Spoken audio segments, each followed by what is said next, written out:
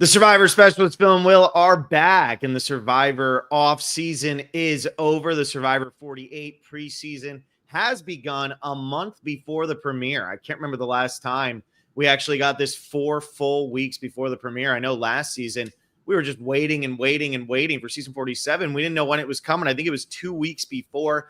Now we're going to have a nice extended preseason. We'll get into all of our fantasy games, and we'll get into everything regarding season 48. We're going to end up talking about these people to death like we used to do back in the old days. Last season, we were kind of taken away from that. We weren't able to talk about them just relentlessly like we sometimes do.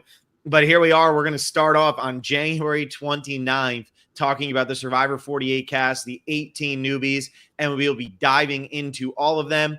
February 26th premiere. We got plenty of time to get all of our stuff in. Will, what's your take? I know that the cast was released an hour and 17 minutes ago. We're doing this way earlier than normal. Literally, I've had an hour to just jam pack Survivor interviews, bios, these quick videos. I'm not even all the way through them. But that's part of the fun on the initial cast assessment for any season, is just to give your immediate first hot takes with knowing very, very little information. So I'm excited to do that. I think my number one takeaway, and not that casts usually aren't excited, or last season it was like very high energy cast. This cast feels like to me that there's really playing up this rarity of getting on Survivor, and that there's just a big achievement in getting there. And I don't know where that sentiment is coming from, but you have a couple people in their questionnaires mention, there's fewer than 700 people to ever play this game. There's fewer than 800 people to ever play this game. And another questionnaire, in some of the videos, it's like, so few people get to do this. This is such a rare opportunity. In one of the videos, it leads with one of the producers saying, congratulations for making it to Survivor 48. And there seems to be this celebration that these people have all achieved something massive, massive, massive in their lives simply by coming out and playing the show, which it's not something that I disagree with, because that is huge. If you're able to go play Survivor and you're actually selected, like, you should be excited. It is a rare opportunity. But for that to be the focus, or at least mentioned and noted by so many people, I don't know where that's coming from, and I don't know what that's going to bring, but that's probably my first kind of gut reaction after watching some of these videos and reading some of these interviews. Yeah, I agree with you on that. And I mean, obviously, like you said, you don't disagree that getting on the show is a big deal. But last season, it was a lot of people who were saying, I'm going to win, win, win. And now on this season, there were a couple people who talked about winning, but it was fewer and further between. It was more of the experience, like Blake, Thomas Crottinger here, who is just going to be referred to as Blake the entire time. Is that what we're doing? Dude, as soon as he opened his mouth, I started dying laughing. I was like, this is Blake. And then you watch the video while we were waiting to go live here. And as soon as Thomas starts going, Will just goes, so what is this, just Blake? Like, I mean, he's from Texas too, and like a similar part of Texas, I believe, which makes it, even more funny. I know. They're very similar, but he talked about how he would win. Kyle talked about he felt he would win. Bianca talked about how she felt she would win. But other than that, a lot of people really were talking about, we got on the Survivor. Okay. And that, I'm not saying that that's a bad thing, because I mean, it's a huge, if I got on Survivor, I'd be stoked about that. But it's the like focus, if you were going to do one of these videos and questionnaires, the focus would not be, I'm so ecstatic that I made it to the cast of Survivor. You'd say, no, here are the reasons why I'm going to succeed now that I've been cast on Survivor. And it did feel like a lot of these players were just stoked to just be here. And a lot of them have causes and other reasons that they're playing, or that their family led them to play, or that they're not. It doesn't feel like this group of people coming out saying, like, I'm a super fan. I've been watching since I'm 10 years old. I'm here to win. Here's why I'm going to dominate. It really does not feel like that when so many of the new era cast have felt like super fans that are overconfident and think they're going to win. This is like people coming out to play for like the soul, like to play for personal reasons and really take in the experience, and that they've already won by being here. I don't know if we've had a cast that's felt like this. And again, this is a very initial. Do you like that though? Because I know we've talked about how sometimes it can feel too samey with some of these casts. Do you like that? It's hard to say. I mean, let me watch the season first. It might be the biggest revelation we've ever had of Survivor casting. It's just don't cast people that all feel the same, that play hard and want to win, and that having these big personalities with, these deep personal stories, some of them, and they're playing for reasons bigger than the game, could lead to something very entertaining, or it could completely flop. And it's like, okay, why are there only 4 people playing hard? Yeah. So it's hard to say as of now, Phil, but I'm open to falling in love with this cast and this season. Absolutely. Yeah. So we're going to dive into each of the 18 players. Before we do that, here, quick shout out, Sam Higdon. Happy birthday. Congrats. Happy birthday. Another year over. Also, I just want to shout out a couple things because this is the beginning of, season 48. I just want to talk about what we're going to be having coming up this season. And finally, Australian Survivor is coming to the YouTube channel. So McKenna and I are going to be covering it. And McKenna and I will be doing the cast assessment for Australian Survivor on Monday, February 3rd. So I'm going to be juggling 2 seasons at the same time, which I haven't done. They really pushed the Australian Survivor date closer to the premiere of US Survivor. So I'm gonna be doing both of those at the same time. And since this is Brains versus Brawn 2 over on the Patreon, McKenna and I will be covering Brains versus Brawn 1 at the same time. That's for Australian Survivor. And the timing just insanely worked out. I've just been going through Australian Survivor for the patrons as it is. And the timing just worked out where I got up to Brains versus Brawn right at the time of the premiere of Brains versus Brawn 2. That was not purposeful. I had no idea, but it really worked out. So that's exciting. And then for Deal or No Deal Island fans, for people wondering where that recap is, because of this cast assessment, obviously we're doing this today. Blake and I will be live tomorrow with Deal or No Deal Island. And we'll be doing the Traders tomorrow night, which has been doing really good. So now we got the Traders, Deal or No Deal Island, US Survivor in the preseason, Australian Survivor officially going to be in the preseason for the Specialists starting on Monday. This is going to be a busy channel for a lot longer than I thought it was going to be. When I bit off some of these things, I wasn't expecting the cast announcement as early as we got it, but I'm excited it's here, and I'm excited that we have the 18 new faces well in advance, and we can start the speculation super early this year. Now you got to chew, Phil. What do you mean now I got to chew? Because you bit a lot off. There you go. Hello. Look at you. Wow. Blake's not here. Will takes over. I know. I'm still watching these videos while you're going through your intro. Mm-hmm. So Michael Goryab here just asked about the Deal or No Deal Island. So yeah, that was actually a really good episode too. So it's kind of a bummer that we weren't able to get it in today, but we'll be doing it tomorrow, probably around 5 o'clock Eastern, maybe a little bit later, but probably around that time. So stay tuned for that. All right, we got 18 people. I'm putting them up. I did make a slideshow. Look at that. You can see where it says slide 1 there. So I did end up making the slideshow again. It's the same exact thing as last year. I'm ready to dive into these 18. We've already kind of given our initial thoughts. For anybody who's wondering what the order is looking like, the order is going to be straight off of Parade. So the order that Mike Bloom has. You don't want to do it. You don't want to do it by tribe? No. So Parade has them by tribe. Oh, okay. But so it's going to be by tribe and then by person. It's in the same order that Bloom did it. Because as I was pulling the pictures over for the slideshow, that's just what made it easiest. So yes, thankfully Mike went out of his way to organize for us, so I didn't have to organize completely on my own. So let's dive in. Here we go. All right. Who we got? We get the Siva tribe first. So this is the orange tribe. Or is it Kiva? Kiva? Maybe it's Kiva. I have no idea. How do you say CI? I think it's Siva. I think it's Siva. It's something about this cast assessment too, and maybe this is just expected, but it's like, hey, it's 3 tribes of 6. I mean, I know. That's part of the reveal is the format of the starting tribes, which I don't know if anyone's thrilled to see this back for an 8th straight season.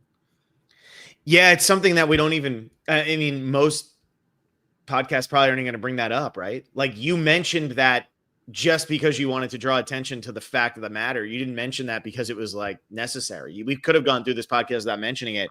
So 3 tribes of 6. I mean, probably going to get that for 49 as well, but I'm hoping for 50 we don't get that, and I'm hoping it's 3 tribes of 8 or 2 tribes of 10. That's what the hope is by the time we get to 50. But they've really nestled into this 3 tribes of 6 start. They like it. We've been doing Every Season Matters over on the Patreon, and we just got up to China. The first episode of China drops tomorrow, so if you want to listen to China, check out our Patreon.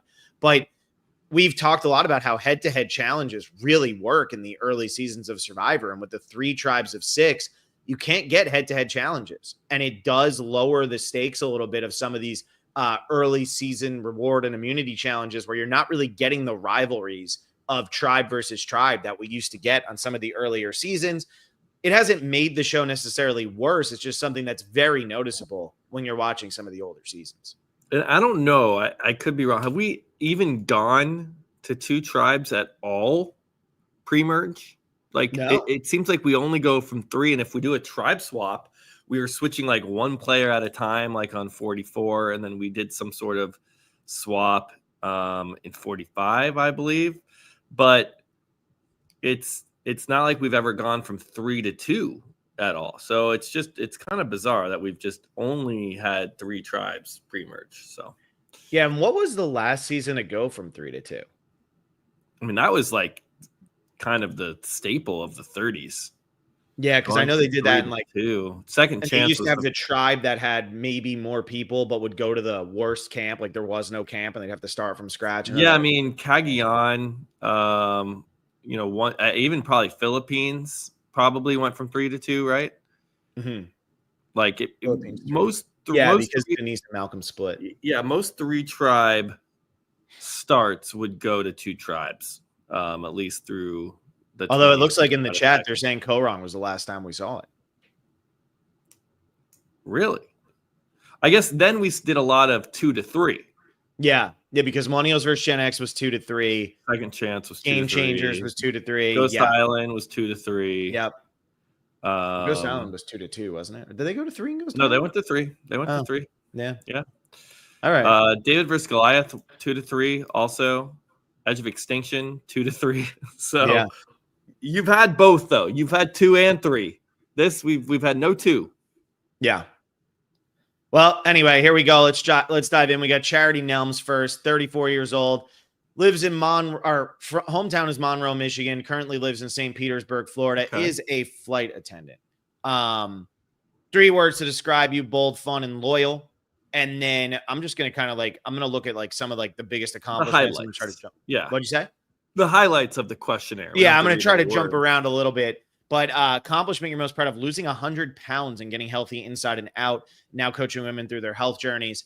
And then previous players you identify with the most are Tony and Jane. Jane of all people. Is that Jane Bright?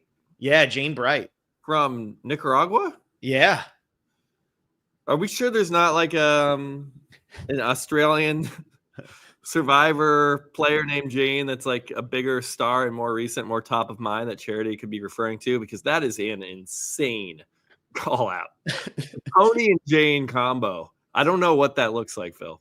I don't either. I don't want to know what that looks like. I guess we're gonna find out with Charity, but that's a scary duo out of nowhere. Why will you be the sole survivor? Because I don't quit. I always find a way when I'm all in on something, and her biggest inspiration is her dad. So I always have to take my shots at who's your biggest inspiration.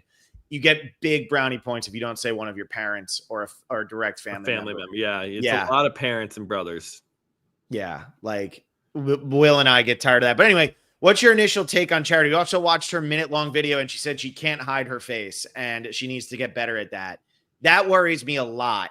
But what's your initial take? And I'm absolutely floored she's lost 100 pounds because she looks great. To read that, floored me.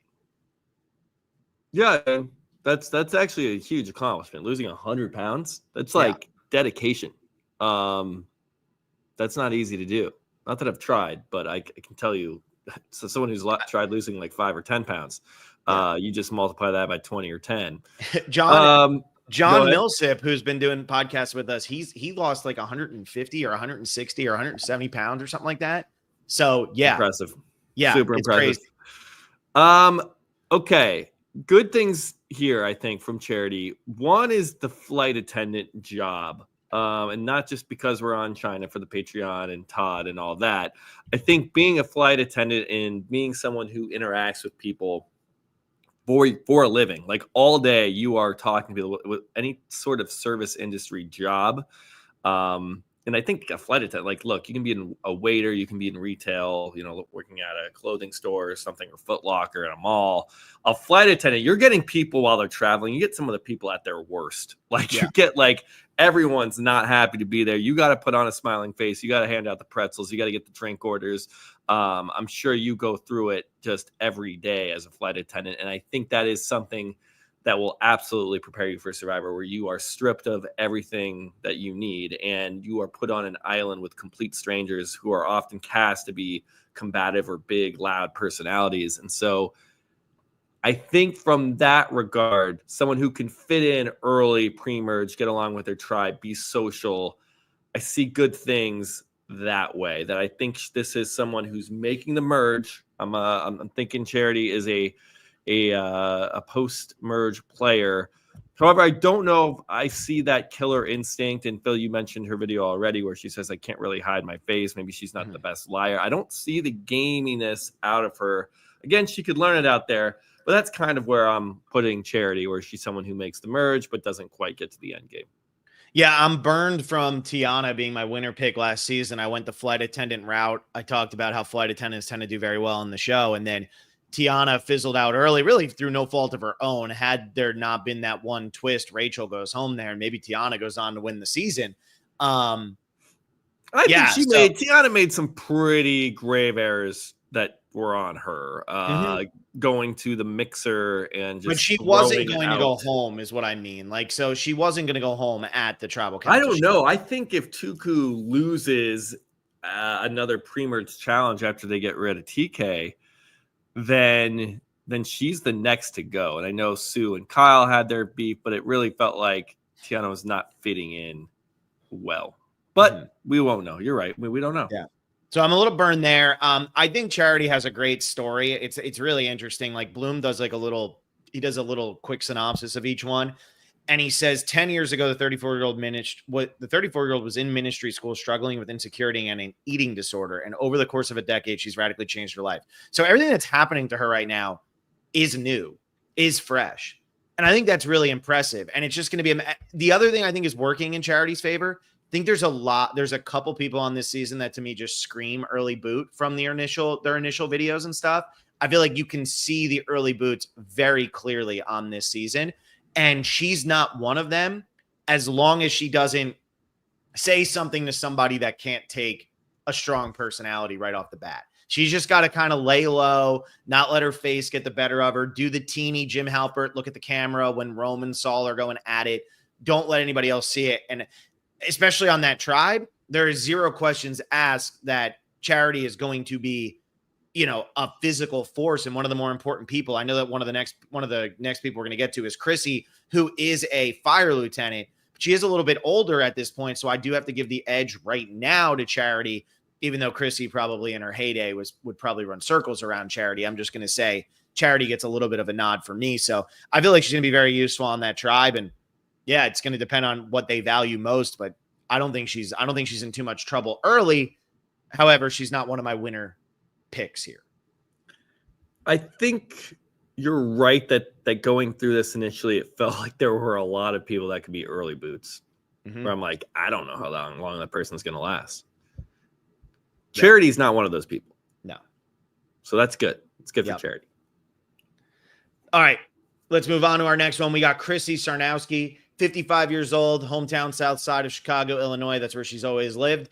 Is a fire lieutenant, is 55 years old. So the oldest person on this season.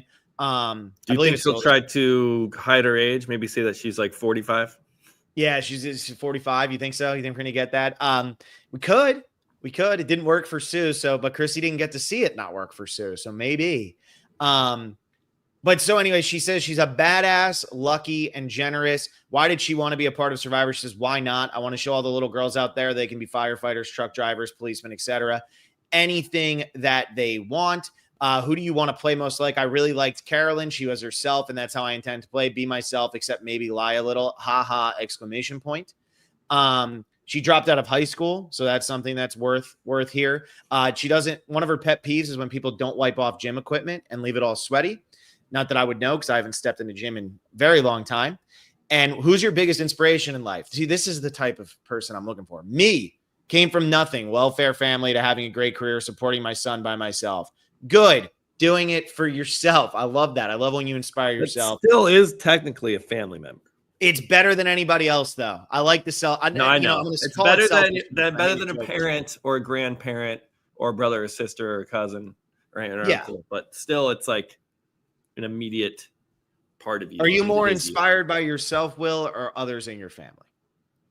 Oh, I'm definitely not inspired by myself. Not what at Really? all. I'm No. shocked to hear that. I am shocked Yeah. to hear that. I would say, Phil, you might be my biggest inspiration. Wow. Thanks, man. Mhm. Thanks. And you're mine. Look at that. That's why we keep podcasting. Why will you be sole survivor? I'm doing this for me and my family and friends. I have friends fighting cancer. My mother is getting older. I want to help all of them. Chrissy's 55, but Chrissy to me feels like somebody who is a great fit for Survivor. This is the type of older woman I think we used to see on Survivor. She's a little bit older than a lot of those that you would consider older in Survivor history, being at 55. But she gives those like Twyla vibes, right? Like from back in Vanuatu, somebody who can get physical, is there to, can be with the guys, also understands how to talk to the women, probably better here than Twyla was able to here with Chrissy, but just feels like an old school Survivor player. And I don't know if that's going to work a lot, but Will, like you said, people weren't really talking about their winning strategies. They were talking more about the excitement of being there. Maybe this is the perfect season for Chrissy, but I have high hopes for her. I really do. I don't always say that with the older players, but I feel like Chrissy has a lot of potential on this season. Yeah, I agree for the most part. In terms of like, I don't know, it does feel like a lot of times the oldest like male, the oldest female, when they get cast, you're kind of like, okay, cross your fingers and hope for the best, because so many times they just fall to the wayside, that they're just not up enough on the game and the maneuvering and dynamics of the actual strategy and gameplay that's going on, that the show chooses to focus so much on in the edit, where you have players like Heather. We saw it with Sue last season, where they just kind of, I don't know, they just kind of get strung along to the end and you don't really hear from them. Chrissy does not jump out as someone who I feel falls into that category. Seems like she has a pretty distinct, loud personality. She almost feels like this is Chrissy Hoffbeck, but she is the blue collar or the healer version, where we had the white collar, brainy hero version in our actuary Chrissy. This is like the blue collar version of Chrissy, and someone who I think can maybe perform really well in challenges. I feel like someone who's been a firefighter for 20 years is going to be able to kick ass in that regard. And then this is where it just is the question, Phil, and it's like we can't answer it yet because we haven't seen the show. It's like, will she have that extra game sense? Like, I'm not getting much of it here. It doesn't mean it doesn't exist, but it's like, will she be someone that's like a unique old school kind of character that we want to root for, who's this female firefighter and done all these cool things, and we like her blue collar old school personality, but is she going to be able to say, that's not the right move, let's take this out instead? Like, does she have that extra gear?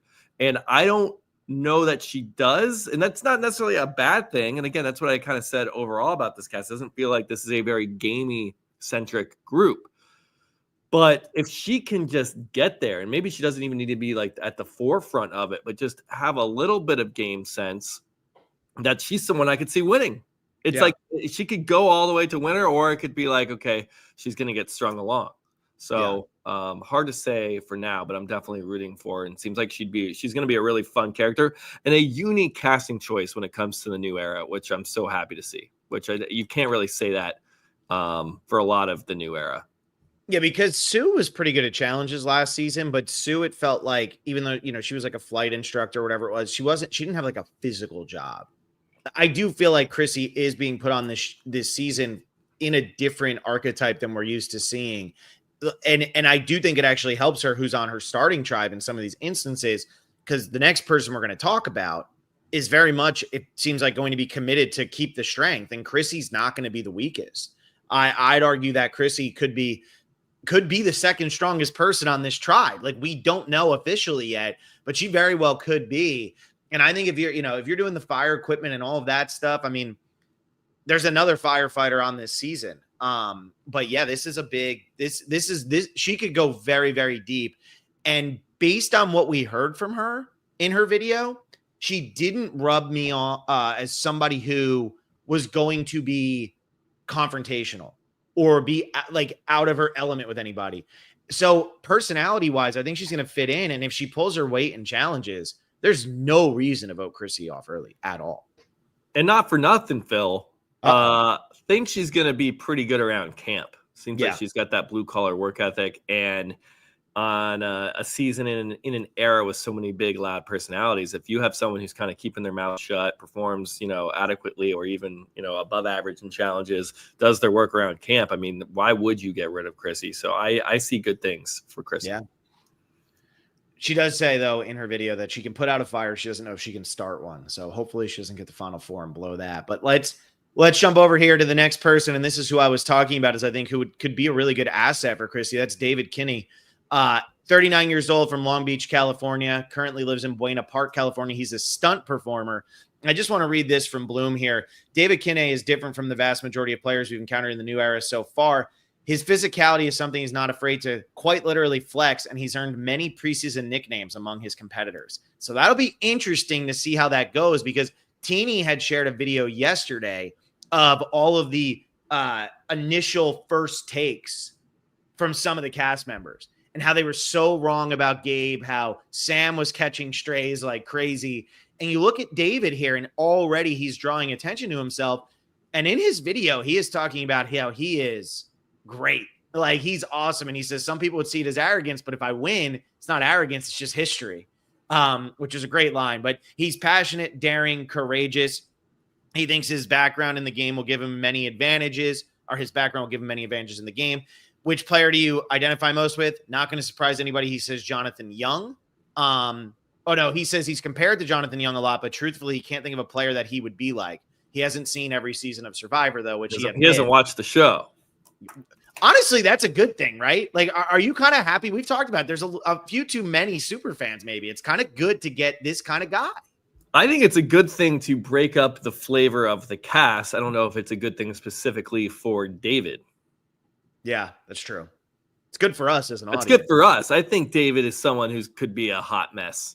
This is like a Does he give you TK vibes? Have you been burned by TK? He gives me like Drew Christie vibes. Uh-oh. This is the vibes I'm getting. Just because he hasn't seen the show. It said he hadn't seen the show in over a decade since deciding to apply. And the reason he's applying, he just wants to challenge himself, which is a cool thing. Be like, that's hard. People say it's tough. I want to go do that. I challenge myself regularly. Great. Like, great that you want to do that, but you should at least acknowledge that you don't know the show that well, and that might be a shortcoming, and that you might have to learn, and that you might struggle. However, he takes the opposite side and says, I'm athletic, social, like, what could go wrong? And that overconfidence, I think, is a big red flag to his long-term prospects. Which is funny, because he says the reason he'll be sole survivor is his self-awareness. He knows who he is, what he's capable of, and more importantly, how others will perceive him. But he's not aware that watching the show would benefit him. And that's a big lack of self-awareness. Yeah, I agree with that. And it seems like, everybody who's played this game, who gets the call and said, you're going to play, they go back and watch something. It doesn't seem like he has. We have Jay Burn Aquatic saying, bro's a real life Johnny Cage. That's from Mortal Kombat. Tatiana Marano edit says he gives Garrett Adelstein from Kagayan. Yeah, I mean, John asks, is he an actual factual recruit? He might be, but some funny answers here. He says that it's, it said he applied, though. It said he decided to apply. So somebody must have told him do it. Not saying a recruiter or something, but somebody must have said, you got to try this. And they probably watched his video and said, what the hell is this? Yeah. I mean, I'm excited to have someone like this on the show. But did you see what his favorite movie is? No. What is it? Notting Hill. It's a pretty good movie. There you go. So, I don't know if it would crack my top, like, even 200, but like I probably like it more than most people. I think it's a pretty darn good romantic comedy, but yeah, I don't know if that's cracking anywhere near. I mean, number one, that's pretty bold. He does live in Buena Park, which is where the only Portillo's in Los Angeles is located. Remember we went there before the Ducks game? Portillo's is okay. Yeah. I was wondering why Buena Park. Okay, so that's not. Or maybe there's another one, but there's one in like Riverside, like way far away. The only one in like kind of the real LA area is in Buena Park, which is where he's from. Yeah, we went to that Portillo's before the Ducks game. The most quiet stadium in the history of sports. Oh my God. I feel like I had to whisper, and we were at a sporting event. That was a regular season game, right? I went to a what do you call it? Playoff game there once, and it was mostly Predators fans. It was. That So makes sense. Yeah. very quiet. I don't know how that franchise is still going, honestly. I Outside of don't the either. movie, just they have the Ducks, and that's it. That's it. So anyway, that's all. What do you think about David? Do you think he's going to fit in on this tribe, or do you think he's in trouble? I think he's in trouble. I think, especially with Survivor challenges, often ending in a puzzle. Like, great, you're this strong, but are you really going to be the one who's making and breaking, like, whether your tribe wins? No. Are you expendable? Yeah, you are totally expendable. On a 6-person tribe in the new era with all these puzzles, we don't need this guy. And I think he's going to rub people the wrong way. I think he's overconfident. I don't think he knows what he's getting into. I could be wrong. If he's a natural and picks it up, great. I would like to see a character like this last a long time, just because they are not the super fan game bot that we've seen so much of. I think he's going to be fun and entertaining for for as long as he's on the show. I just don't know if he's going to last that long. Yeah, I could see that. I mean, he does. I mean, and you picked TK to win it all last year. David kind of gives TK vibes. He really does. It's like big, strong guy. He gives TK vibes of TK's time on the show, not TK's casting info. I had no idea. I did not get TK vibes from TK's casting material. So that's why what makes this so difficult. I mean, it could be a complete 180 on like who these people, like they could come out in the show and he could be like the most humble, nicest, like, I don't know what I'm doing out here. I just want to learn. Like, I would be like, whoa, didn't get a lick of that in your casting info. But Gamer Girl brings up a good point here too. This is the chocolate milk guy from the preview. I don't remember the preview. Oh, he says like all he does is drink chocolate milk because it's got protein, whatever. Blah. He like lists all the healthiness of chocolate milk, so he just loves chocolate milk. All the healthiness of chocolate milk. What a phrase. Yeah, I couldn't think of the word. All right, next up, Camilla Cartagesu, 31 years old, Toronto, Canada, currently lives in Foster City, California, is a software engineer. Says she's silly, expressive, and impatient. That last one scares me. Identifies the most with Marianne. Play the most like, as much as I love to play a dominant game like Tony, I think I'll end up playing like Erica. Still a win. A win is a win, right? She wants an alliance partner with a sense of humor. Pet peeves are when people message hello or can I ask you a question without just asking the question. I agree with that. That's pretty brutal. Biggest inspiration are parents. David's were also parents. Can't fall asleep fast enough. She thinks she'll be the sole survivor because people won't perceive her as a threat. She's 5'1", so not a physical threat. And she has a shit vocabulary. The word shit is on this paper. Has a shit vocabulary, so I don't sound smart when I speak, but I promise there's a brain up there, and it has at least one wrinkle. She also played semi-professional Valorant. I don't know what that means, but she played semi-professional. Do you know what that is? Valorant? Yeah. I remember she mentioned video games. Is that a potentially It's a video game? Yep. So now I know. All right. The next version of Kenny. Yeah, I mean, maybe. What do you think about Camilla? Why am I saying Kamala? It's Camilla. Sorry. I gotta say, I don't get good vibes from Camilla here. I think, and again, very little to go off of. I think she's going to be kind of this loud, energetic presence on a tribe that is very laid back. So far on this tribe, we have Charity, who seemed really chill and laid back.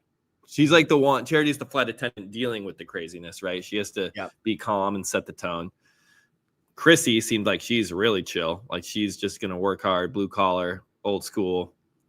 And for as unprepared as David seems for this show and how overconfident he is, he doesn't seem like he's loud, crazy, energetic. I feel like a lot of this energy is going to come from Camilla, and it's going to rub people the wrong way. That's like my initial assessment.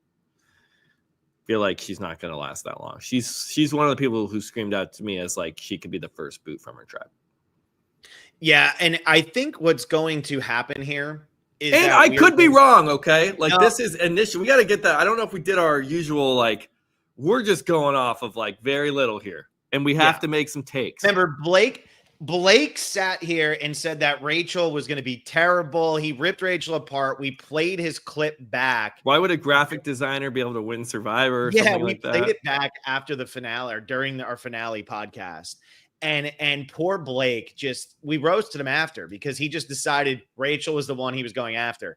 Blake's not on here right now because we did this weird 1:15-ish start time. Otherwise, he'd be on here too, giving a hot take. But for me, what this feels like is Camilla versus David for sure on this tribe. It feels like Camilla and David are not going to have anything in common. They're not going to understand each other. Camilla is going to get aggravated by David wanting to keep strength, and not understanding the game. And David is not going to understand Camilla and what she's all about. And he's going to want to vote her out because he's going to see her as the weakest, which is going to be what's most important to him. I think Camilla versus David is coming to our TV screens probably in 4 weeks exactly. This could be the first conversation that we get before a tribal council and then at a tribal council. But that's where I feel good about, people like Charity and people like Chrissy, and we'll get to Kyle and we'll get to Mitch in a little bit. But I feel like Camilla is going to have serious problems with David, and it's going to come down to, does it happen early enough that the tribe is willing to get rid of the stronger guy to keep Camilla? Or is it going to happen too early? I guess I said that backwards, but is it going to happen late enough that would happen? Or is it going to happen early enough that they're just going to say, nope, we got to get rid of Camilla because we got to keep the tribe stronger from a physical standpoint? Yeah, something else that I've noticed in these questionnaires or interviews is, and I've noticed this on a few seasons, like when people say what player you're going to play most like, and they answer solely with the winners, it's kind of a red flag to me. I don't know if I have any statistical data to back that up, but I think if you're someone who's like, I'm going to play like this person and this person, and at least one of them isn't a winner, it almost gives me confidence that you like know what you're doing, or like you have an idea of how you want to play, versus like, oh yeah, I'm just like all these winners and they won and I'm going to win. Like you're almost admitting your own faults and your own weaknesses that you need to overcome in order to play a winning game. And so when she says she's going to be like Marianne and Erica, it's like, especially those are two like, very recent new era winners. It's kind of like, you're just, all right, you just think you're going to win. Yeah. Yeah. Which a lot of this cast does. A lot of this cast thinks they're going to win.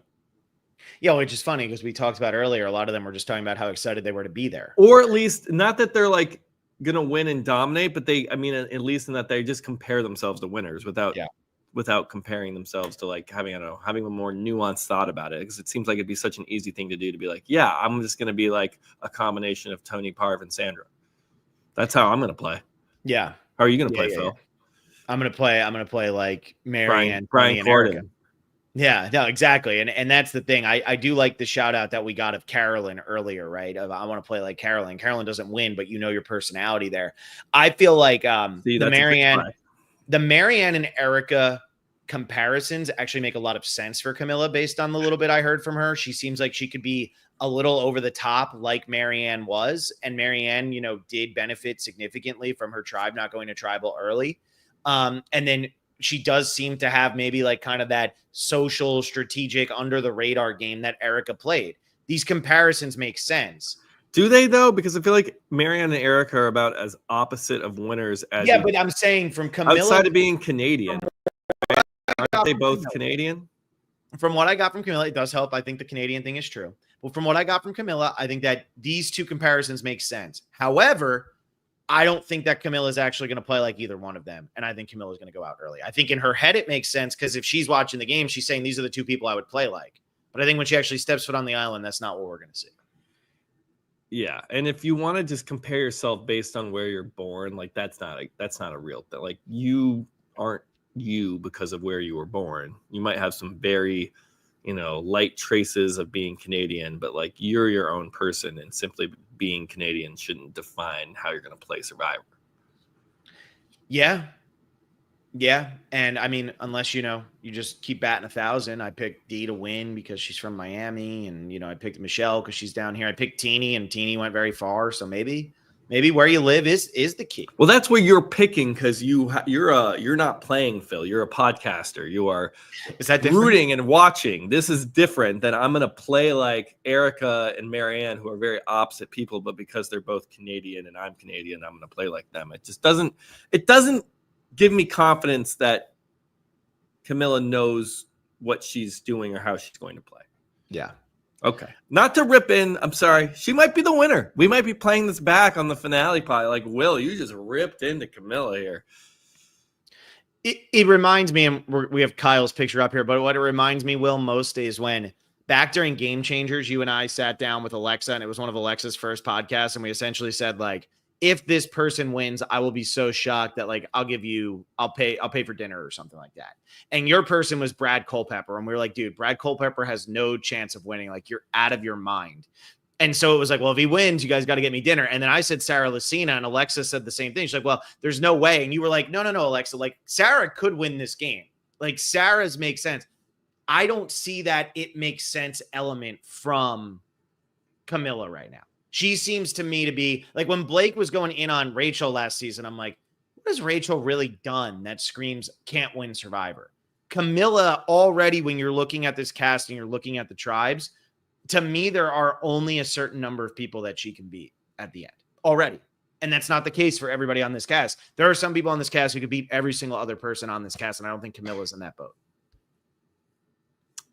Yeah, I mean, prove us wrong, Camilla. That's all I can say. I don't feel good.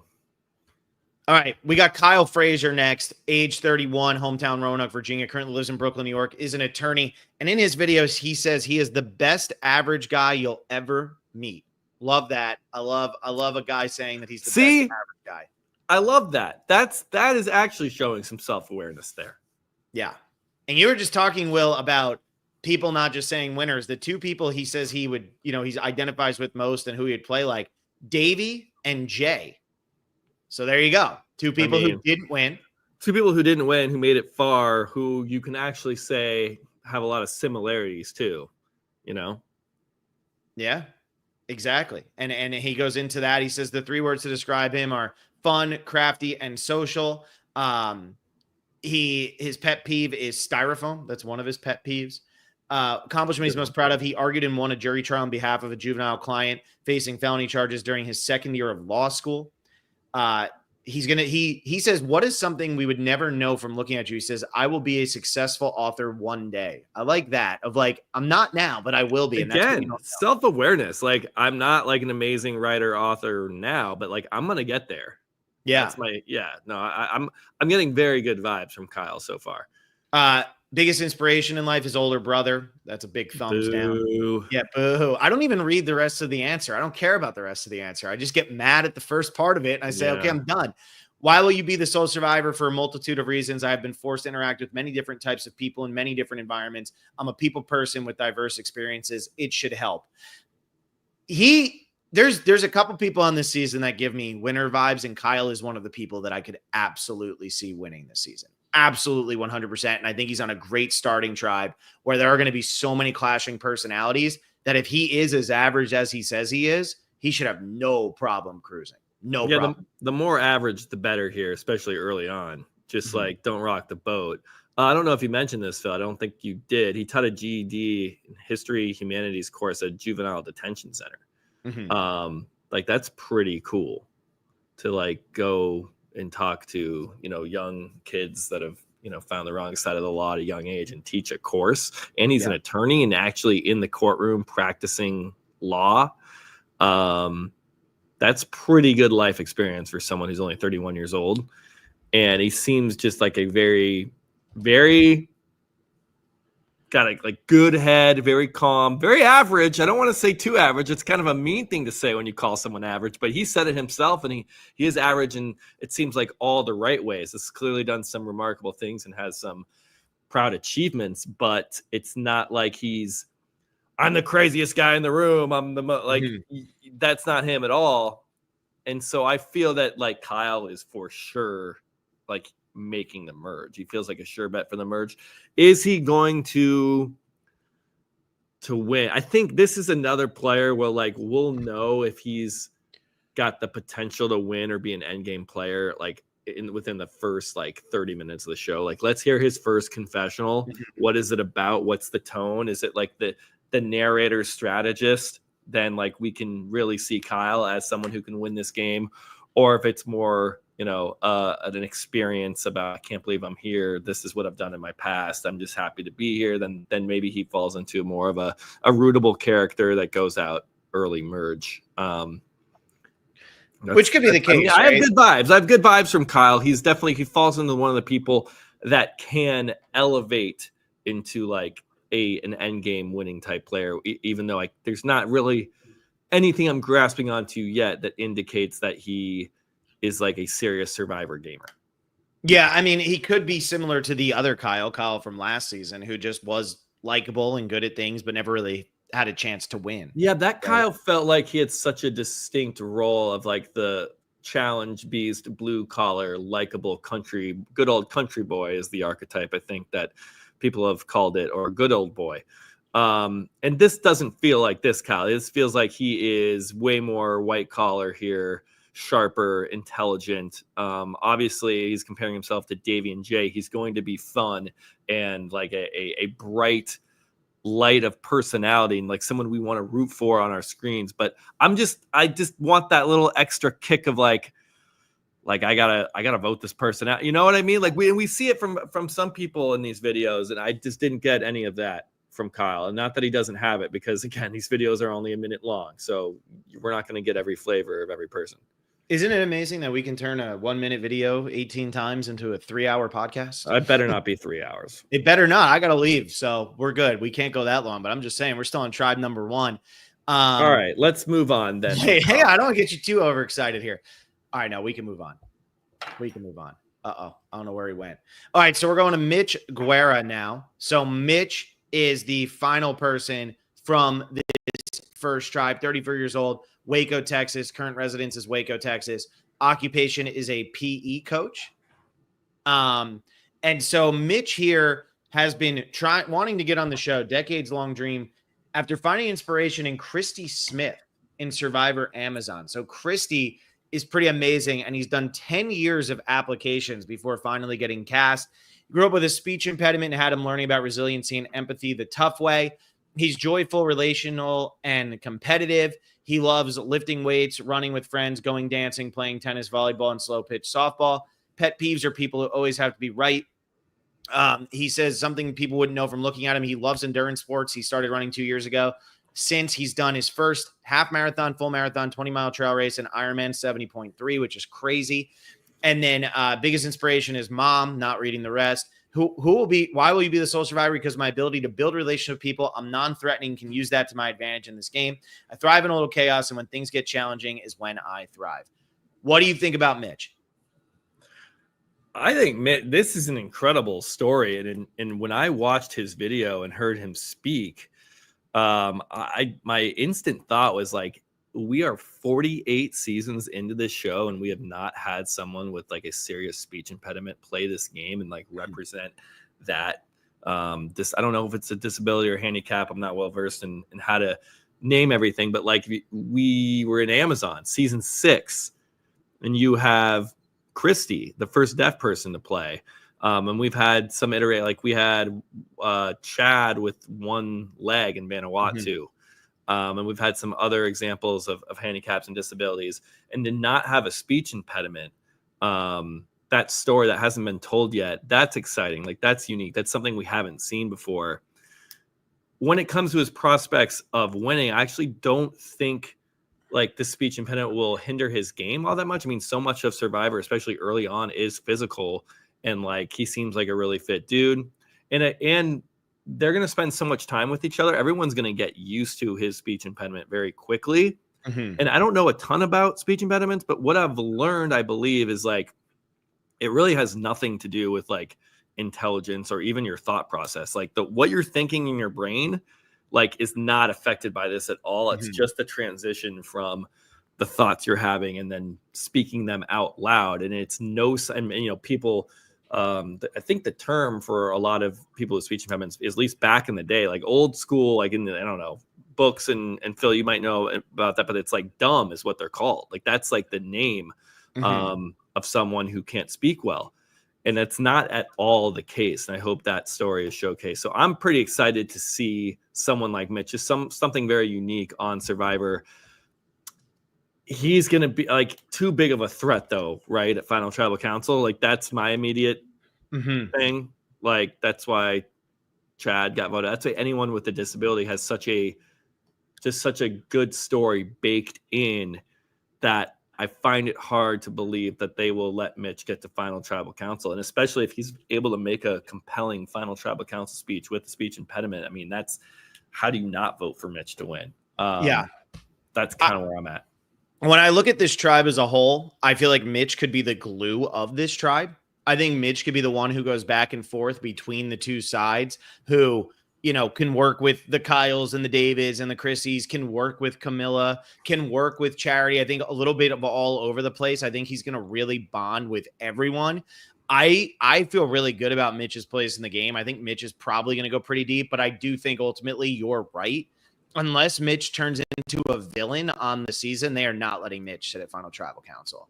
And obviously, everybody has their stories. Everybody has their backgrounds. Everybody has things that they've overcome. There's no denying that you don't get on Survivor. You don't get through life without having to overcome obstacles. No matter how well off you start, there's always going to be something that happens.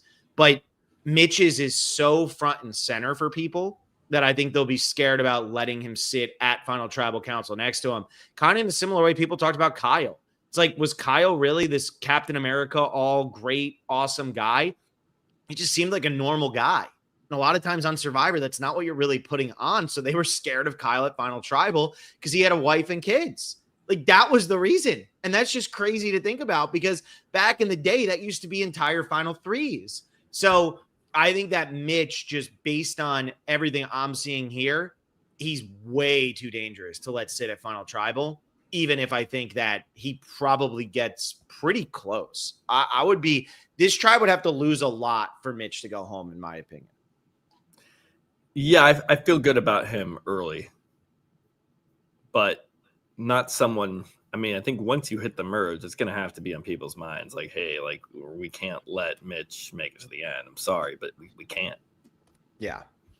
So let me ask you this. Let's go back and look at the tribes real quick. And this tribe, who's the first boot from this tribe? I think it's Camilla or David, just like we went through in our assessment. Like, yeah.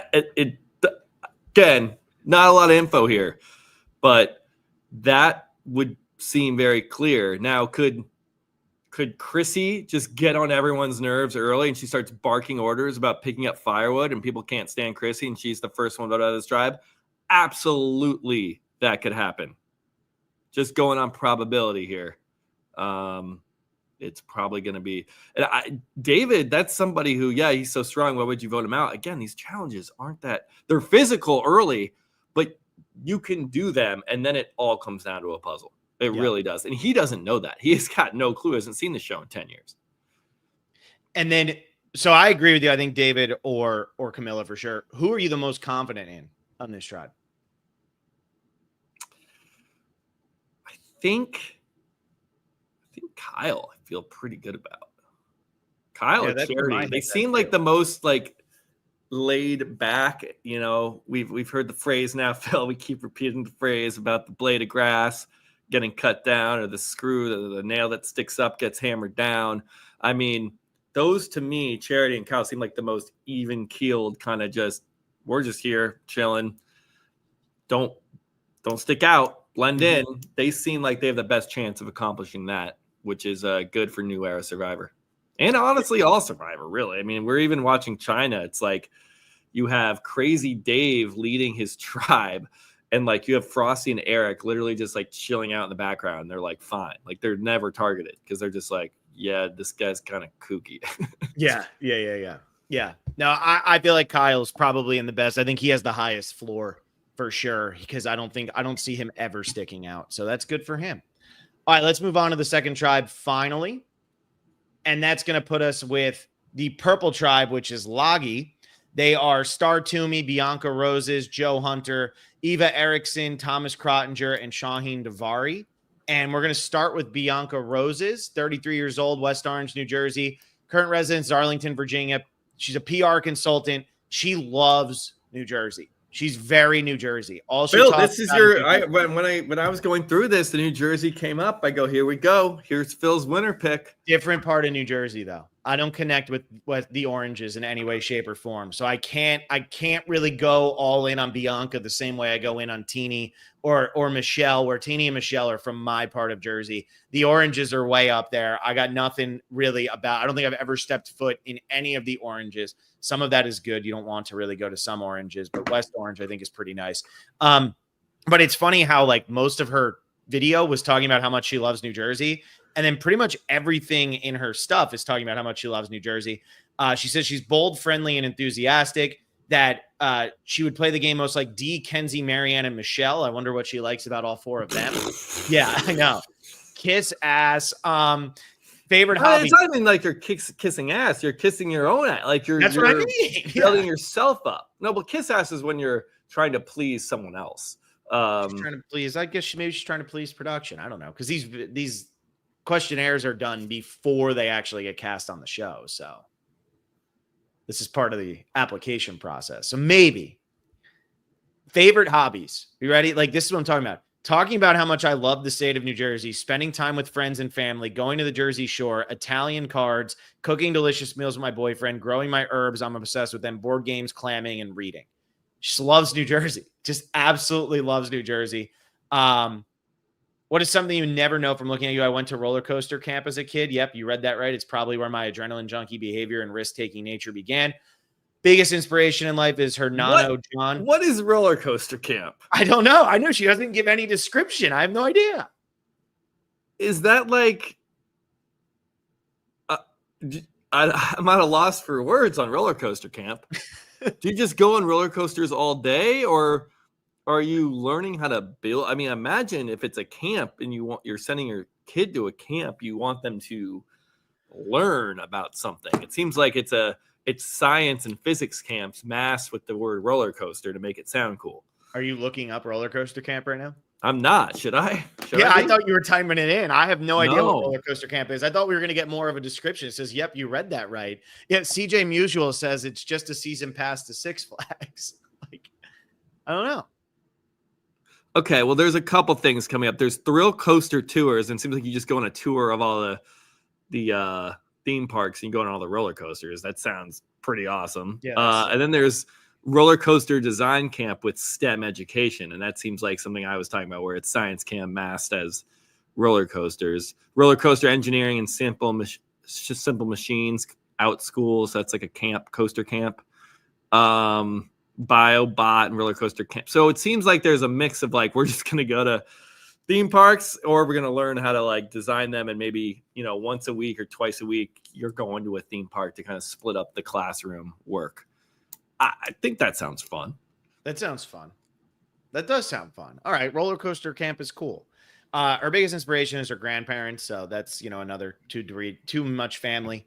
While I would be the sole survivor, I've been practicing and honing my skills my entire life. My successful career in PR has given me the tools I need to win people over, spin a story. I never take anything personally and keep going. PR is not for the faint of heart, neither is Survivor. I'm ready to win.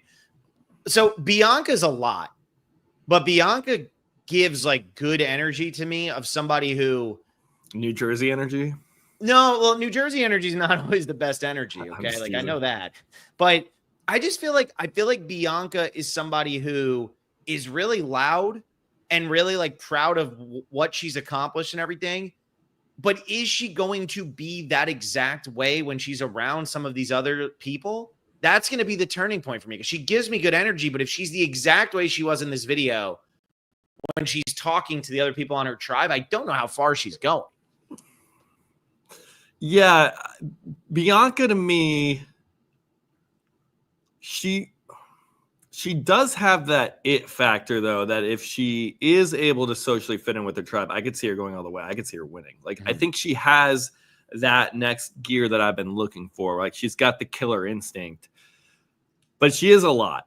And so I don't know if she fits in. Is this the first person from the new tribe that we're looking at? Yeah. So like, I haven't seen the rest of the tribe and how that's going to work. So I'm TBD on how Bianca's going to do based on her starting tribe.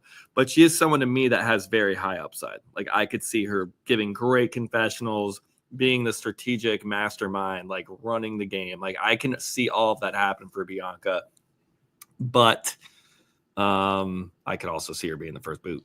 She's kind of like a Aubrey or a Emily, where might have the highest ceiling in the game, but also has the lowest floor. Like Bianca could finish anywhere from 1st to 18th, and you wouldn't be shocked. Mm-hmm. Whereas like that first tribe we did, I feel like there's ranges that very much make sense for everybody. And then there's certain players where it's like, oh, well, they made final 7. Yeah, once they make 7, they're going to finish 3rd. They're automatically locked in a 3rd. They can't finish 1st. They can't finish 2nd, whatever. Bianca feels like somebody where the game is really going to unfold and determine what place Bianca gets. So interesting one for sure to start off this tribe. Also, it's why do you want to be part of Survivor? Joining the Survivor family is a dream come true. See what I mean? Like this is like a. I mean, her first screen name was Survivor Freak 815. No, she's a big fan. She's a super fan. That's why I do think she probably has like a chance to become a great player. I don't love that it's D, Kenzie, Marianne, Michelle. I think that's just like, yeah. That's, look up the most recent 3 winners plus the one from New Jersey. Yeah. Again, it's not about where you're from. And that, like, yeah, joining the Survivor family. It's like being a part, just being on the show seems to be highlighted this season. I'm just flagging that when I see it. Yeah. All right, well, let's move on to the next person. We got Eva Eriksson, 24 years old. I think the youngest person on this season. I could be wrong. Eva or Eva? Is it Eva? I don't know.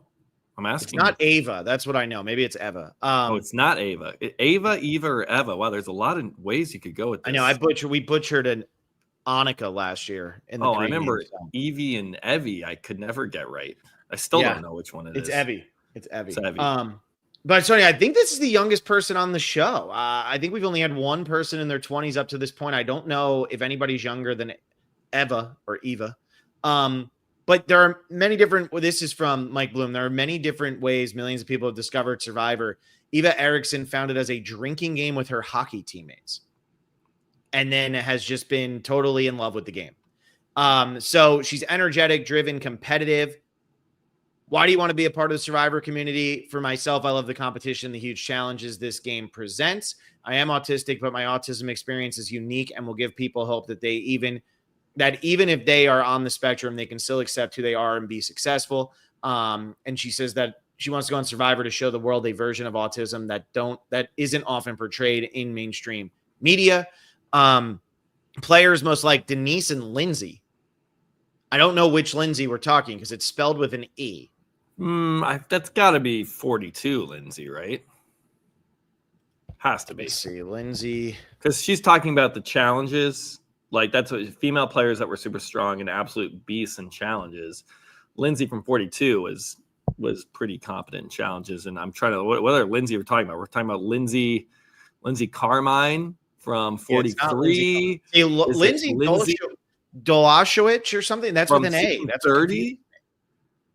Lindsay from season 30 with the face tattoo. I doubt that's who she's talking about. Was it Lindsay from 28 who quit? I think it's got to be season 42, Lindsay, and it just spelled incorrectly. Yeah, there's a lot of Lindsays, so to just throw in Lindsay. But Denise, we know which one, unless it is. But hey, at least Lindsay's not a winner. Give her that much. True. No matter what, we know that. What accomplishment I'm most proud of? I can't pick one. I'm simply proud of how hard I've worked in all facets of my life and how that has culminated in huge goals being reached in my PhD, reffing career, and hockey career. Did we hear about this reffing career? Yeah. Pop up. But I'm not, is it a hockey ref? Because she plays hockey, but she's also officiating hockey? She probably officiates hockey too, then. I mean, a lot of people will play hockey at the college. That's cool. I also like this question for a 24-year-old. Like, what's your greatest accomplishment? And you have to be like, everything. Everything. Because it's like everything's kind of equal at this point. Mm-hmm. Anyway, biggest inspiration in life is family. But then why will you be the sole survivor? So this is a big red flag for me. I'm gritty as hell. Now, as a Lions fan, that all that team did was preach grit, grit, grit. They choked when it mattered.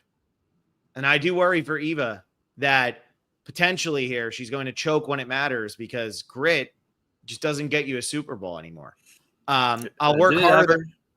No, it never has. I will work harder than anyone else in the game. I'm smart and smart enough to hide my intelligence. It's a game of minimizing perceived threat level. So by emphasizing my physical abilities while downplaying my intelligence, I will fly under the radar to success. And I do think it's interesting here. She says, what is something we never know about from looking at you? And she says, I have autism. I was diagnosed very young and my family was told I would never live independently. I wonder if she's going to reveal that she has autism to the rest of her tribe, because she was talking about how there's going to be social cues and things that she's going to miss. But I don't know if she's going to outright tell her tribe, because, you know, she says it here. It's not something you would know just from looking at her or from talking to her. So I am curious how she's going to handle this, and if it's going to be something that's kept between herself, the producers, and the audience at home. Yeah, that is interesting. And autism's one that we haven't seen. That story has not been told on Survivor either, which is surprising. Again, 48 coming out to share stories that you'd think would be on the show by now, a show into its 48th iteration. And autism is a spectrum. There are very severe cases of it, and there are lighter cases of it. So I imagine this has to be a pretty light case of autism if she's able to live independently. I mean, I know some people that are not able to live independently, and some people that are. Because there's a wide range of what the effects could be.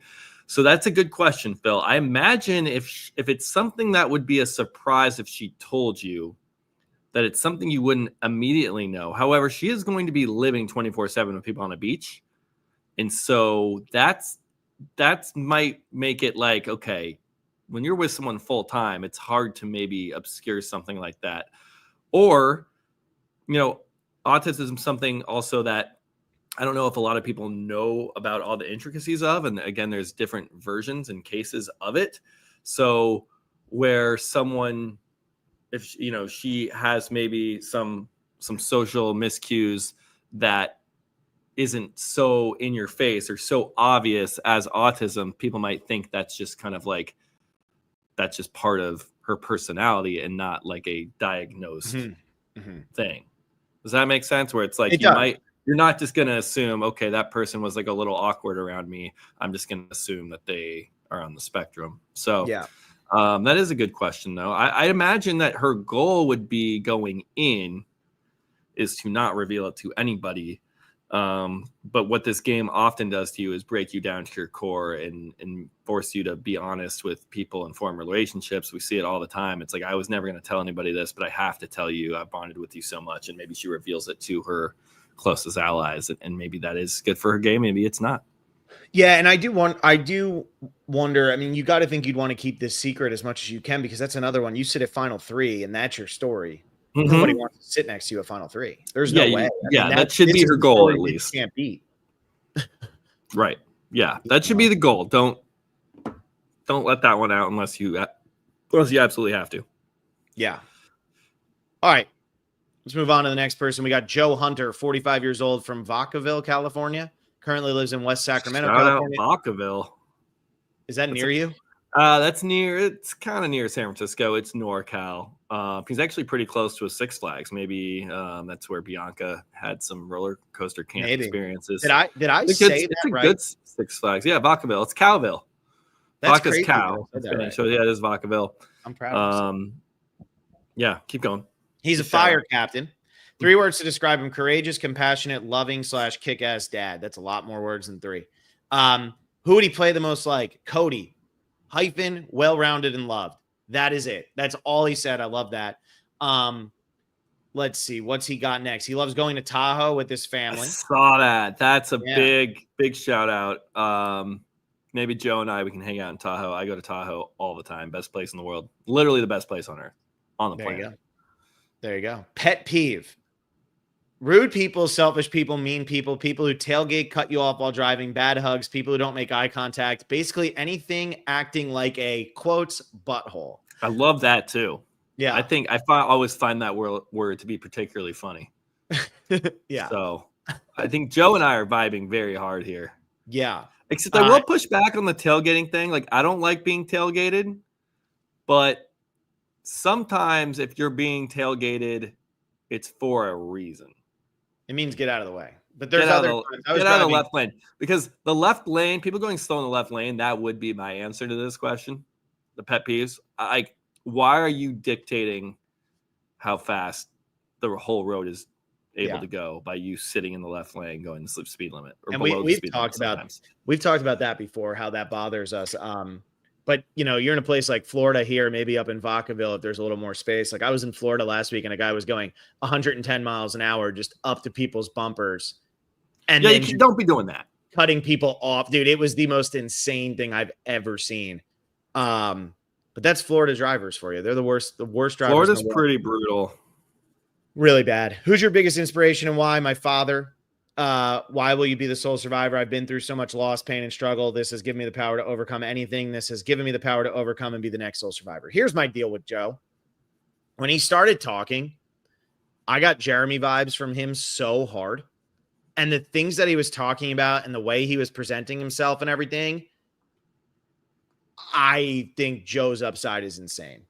I think his upside is so high. And it's because I was getting such Jeremy vibes from him. And I didn't know he was a fire captain when I watched the video, right? Like what's higher, fire captain or fire lieutenant?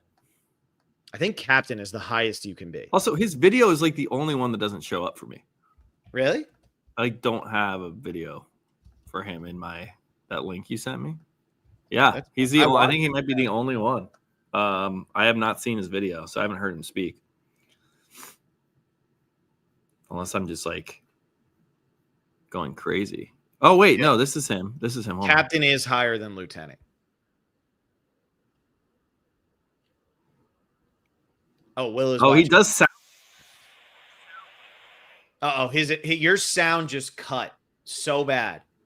I don't know what happened, if it's because you're playing the video or what, but Will was saying he does sound like Jeremy. That's what he was saying. Like this guy gives serious Jeremy vibes, and it's hard not to like somebody and feel good about somebody if they seem like one of the best players to ever play the game. So he's got the family story and the kids.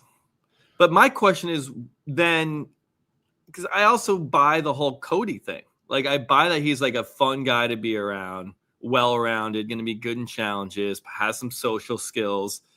I don't feel that he has the killer instinct that Jeremy does, that gaming winning instinct. That's that I want to root for Joe because he goes to Tahoe. We can go hang out in Tahoe.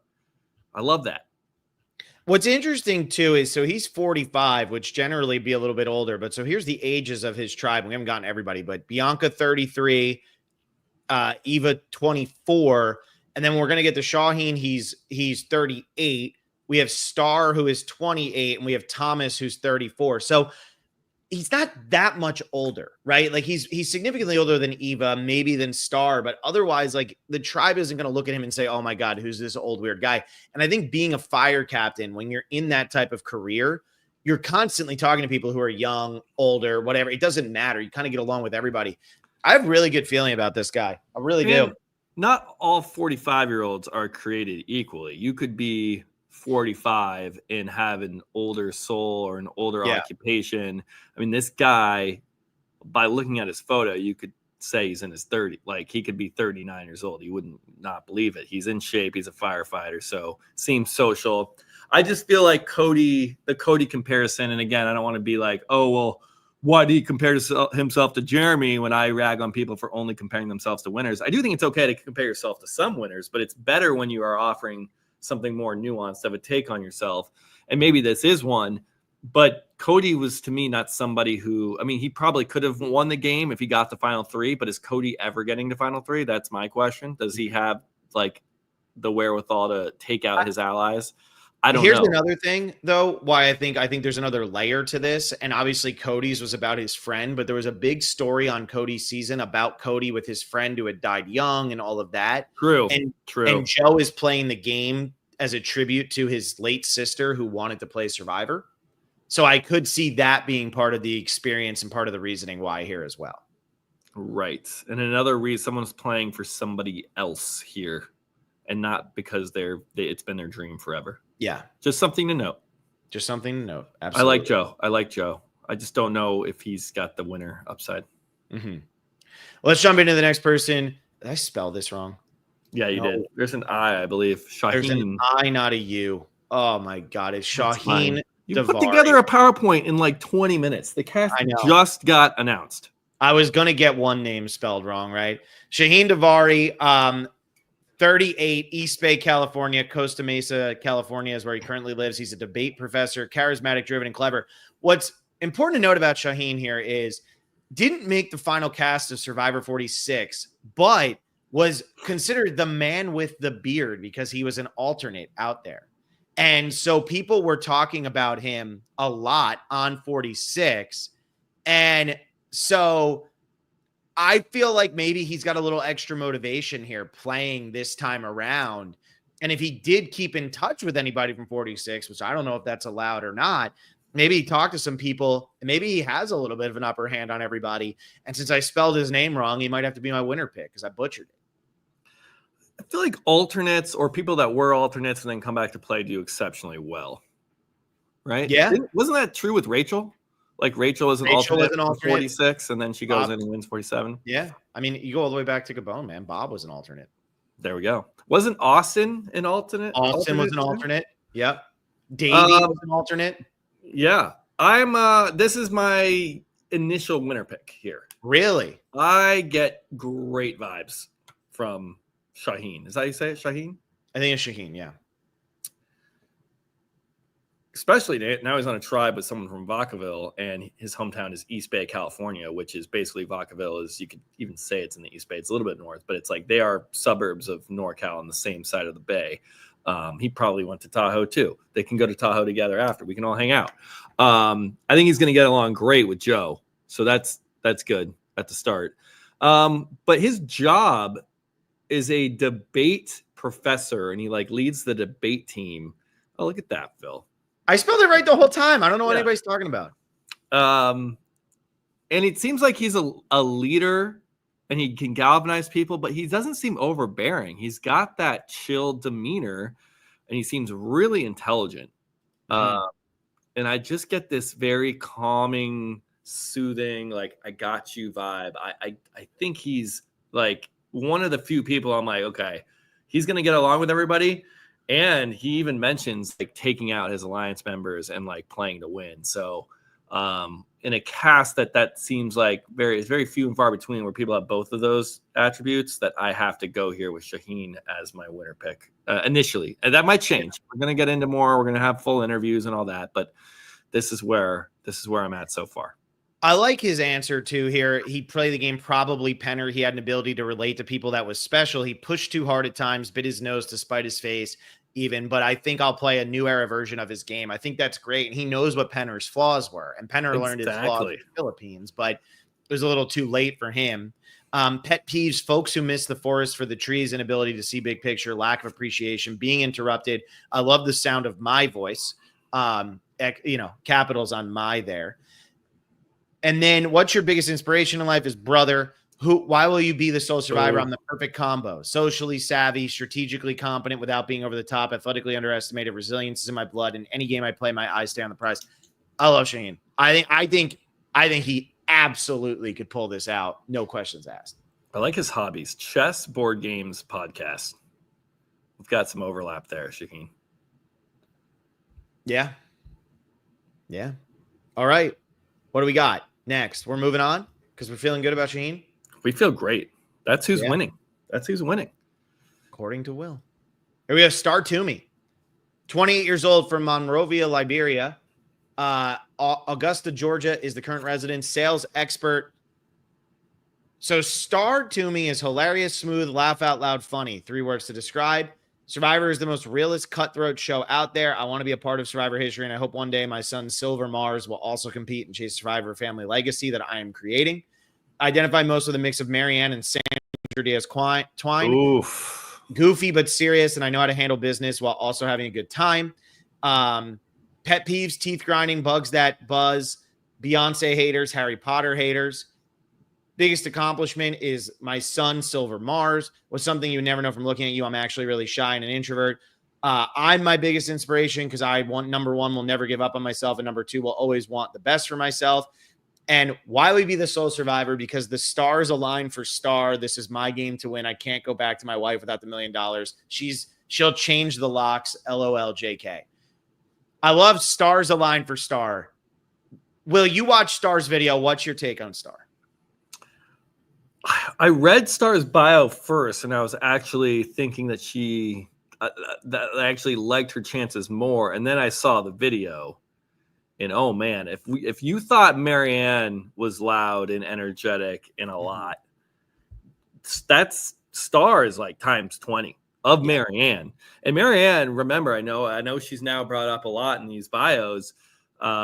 Because she did play a great game. She did overcome maybe some of her social faux pas early when she was getting on people's nerves. Marianne's the outlier. Most people like that do go home pre-merge, do go home as one of the first people on their tribe. So like, I think Star is like gonna be loud, gonna be fun, but man, it's hard for me to see a world in which she makes the merge unless her tribe is absolutely dominant challenge-wise. Yeah, I'm really worried for Star.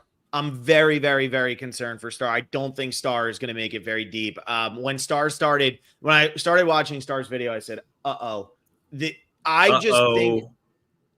think with Star, she could just be too much for people. Now, granted, she could come out there, and if she's saying she's actually shy and an introvert, maybe she'll be a little bit more low key than it's coming across as right now. But what I was seeing there is somebody who it's going to make people laugh a lot. And then eventually people are going to say, okay, this is too much. I need a break. Star doesn't stop talking. Maybe it happens, when everybody's trying to go to sleep, Star keeps talking. I don't know what it's going to be, but I do think that Star could rub people the wrong way. Star could go deep, but I don't know if Star has the gamesmanship to win at the end of the day. Yeah, I mean, it's a good question of whether, like, when Star gets in front of the camera, when she's talking to the audience and in confessional and in this pregame interview, is she really loud, energetic? And then when she's with everyone else, she can tone that down. If that's the case, then maybe we're being way too hard on her. It just didn't, like, if you're that energetic, I don't know how you're bottling that up throughout a 24/7 period when you're living on an island with other people. Like, I don't know how you hide that from what we saw in just 1 minute. So, I mean, seems like she'll be great fun. TV for however long. Great TV, entertaining for sure. And then I don't know. I just don't know how she can hide that part of her personality. Like, I don't think she even wants to. It doesn't seem like that's a goal of hers. Yeah, is to even dial that down. So, yeah, we'll see. We'll see. I think Star is probably a pre-merge boot, but then again, Blake sat here and did this last time, and maybe we're jumping down Star's throat here for no reason. It's fine. We have to have opinions, or else this would be a boring podcast. Well, speaking of Blake, there he is. And Blake, you know what Blake is going to be really stoked about when he sees Thomas Crottinger's picture? You should have changed Thomas's name to Blake in the PowerPoint. That would have been funny. It's just another spelling error. That's all. But you know what the thing is, man? That Blake's going to be so stoked about is that he's got the hands in the pockets. So the guy who is reminding us the most of Blake is doing the hands in the pockets, which is one of Blake's biggest pet peeves. He always says that if this is the photo you're going to be remembered for forever, take your hands out of your pockets. Now, we always tell Blake, the photographer is saying to do this, but Blake hates the hands in the pockets. And not only does Thomas have one in there, he's got two. Oh, so, 2 hands in the pockets. Thomas is 34 from the Woodlands, Texas, currently lives in LA and is a music executive. I think Blake is 35 from a middle part of Texas, lives in Los Angeles, California, and is a casting executive or something, So they're not that far off from each other. Thomas has good energy. Yeah, no, I really like Thomas, and it's mainly because I like Blake so much. That's what it is. That's what it takes. He says he's outgoing, emotional, and loyal. Is one life experience you feel you prepared you for this game? My friend and I lament that we work in a viper pit on a regular basis. Nothing has prepared me more for this game than the music business. The music business is a bitch. And after hearing this guy talk and kind of seeing his personality, seems like he'd probably be the nicest guy in the music business. So I'm curious to see what he's going to be on TV because the music business is rough. Which previous player do you identify with most? He says Sophie Clark. So that's the only person, but I like that and gives good reasoning. I mean, that at least isn't, I mean, I know it's a winner, but at least it isn't just like a gay male winner that he could have just been like, okay, I'm the most like that person demographically. I'm going to choose them. Like, it's probably for a more nuanced reason. So I'm going to give him a pass here on my rule of only listing winners, especially only listed one person. It's not like he listed 4 winners as Bianca did. And then pet peeves being late, traffic, losing to UCLA. So he's got to love living in LA because it's literally the existence of most people in LA, at least 2/3 of that. Losing to UCLA. That's what everyone knows. Well, I said 2/3. I said 2/3. What is something you never know from looking at you? I'm a major sports fanatic, and college football is one of my favorite things in the world. That's cool. That's Love Blake that. too. It's Blake. Like Blake literally won't podcast when the Longhorns are on. I will podcast when Miami's on every time. Who's your biggest inspiration and why? My husband, Michael. Is this the furthest we've gotten from like family? No, your husband or wife. That doesn't come. No. Okay. We hate it. Sorry, Michael, you're out. Why will you be the sole survivor? I'm going to hoodwink these people into thinking I'm not a threat until it's too late and there's nothing they can do. Love that. Here's what I love about Thomas. Out of every video we watched, out of everything we saw, Thomas is the number one person who talked about how he is going to win this game. And I know it's top of mind right now because we are doing China for Every Season Matters. And again, we just started it. So we just watched China though. That's how Todd played China. We talked about how China is one of the best casts ever assembled, maybe the best cast ever assembled. And all of them came to play. But Todd came in so knowing what his strengths, what his weaknesses were, and how he was going to navigate other people. Thomas in his 1-minute video did more talking about those kinds of things than the entire rest of the cast did combined. Maybe that's just the minute clip that was edited together and shown. But based on what I'm seeing from Thomas, I think he's going to go very deep. Will he ultimately win? I don't know if the Todd type game will work in the new era. But I think that's the type of game that we are in store for here from Thomas. He is coming out with a plan. He loves the game of Survivor. He loves reality TV. Super social guy. If you can make it in the music industry, you could pretty much do anything. I know, Will, you and I both worked in film. You still work in TV. But like my first job was at a all hands thing of music, movies, and TV. The music aspect of that is by far the most brutal. So if Thomas is doing that, I'm impressed. Well done, Thomas. So we'll see what ends up happening here. But I do think that this tribe to me is a stronger tribe personality-wise. And physically, right? And physically than the other tribe. Yeah. I'm very much in on Thomas here. And he has, I mentioned a lot with these players that a lot of them don't have this extra gear. And that last answer where he has, I'm going to hoodwink these people into thinking I'm not a threat until it's too late and there's nothing they can do. I mean, that's someone who's like, I'm coming out to play. I'm coming out to try like win this game. Like he's clearly a big Survivor fan, a big sports fan. Like he's competitive as hell. And he admits where he has shortcomings, and that's self-awareness. He even says, deep down, I'm a delicate man who really loves a nice bed and 3 meals a day. He's like, why am I even coming out here? Well, he wants to come out to win. He knows this is going to be a struggle for him. And I appreciate the self-awareness. And he's again, in his video too, seems like he just gets it. Like he's going to be one of the strategic narrators of this season. It really feels that way. So, I feel like what's really going to work for him is I think he's going to realize if the tides turn against him, and he's going to be able to navigate that in a social way that some other players can't. So yeah, I'm high on Thomas right now. Me too. All right, I'm just going to go back and look at this tribe real quick. I'm high on this tribe, I got to say. Like, I think all 3 men feel like they are physically strong and are going to be able to – I mean, I don't know. Shaheen says he doesn't do contact sports. Like, he's far too – like, he does other sports, though. He said he plays non-contact sports, which is fine. Again, 3 tribes, not as much physical contact. And then, like, Eva seems like she's very – fit. Bianca seems very fit. I mean, Star seems fit. It seems like challenge-wise, this tribe's going to be dominant. And maybe that's how we get Star into the merge. Because I still like Star stands out as a first boot. I feel like the winner from the season probably does come from this tribe. Like we'll get to that at the end when we actually say like, you know, who our initial winner pick is. I mean, but I think the winner is coming from this tribe because I could see Joe, Thomas, Shaheen. I could see Bianca or Eva winning. I don't see Star winning, but like maybe Star does have Marianne upside that I'm just not seeing right now because I didn't think Marianne could win until like final 8. And then I was like, oh, shit, 5 of 6 people to say that is pretty strong. Yeah. Especially on a cast where we feel that might be lacking. So Star, we're both saying is first boot. But anybody else here could win this season. That's right. All right, let's go to the last first. spot. green. So this is the Vula tribe. This is Stephanie Berger. I wrote this down. Seyunya Hewley, who's going by Say. Justin Say. Piopi, I Mary thought it was Zhang. Sai. No, it's Say, because when she says her name in the one video, it's Seyunya. So I wrote that one down to be like, okay, we got to get the pronunciation here right. I can't have another Annika thing. So it's Say Hewley, Justin Piopi, Mary Zhang, Cedric McFadden, and Kevin Leung. So that's this tribe. We're starting off with Cedric McFadden, 45 years old, Columbia, South Carolina, currently lives in Greenville, South Carolina, and is a surgeon. He's a colorectal surgeon, which I unfortunately have too much experience You know a lot with. about So that. what's up, Cedric? Yeah, how you doing? Is it Cedric or Cedric? Cedric. I'm pretty sure it's Cedric.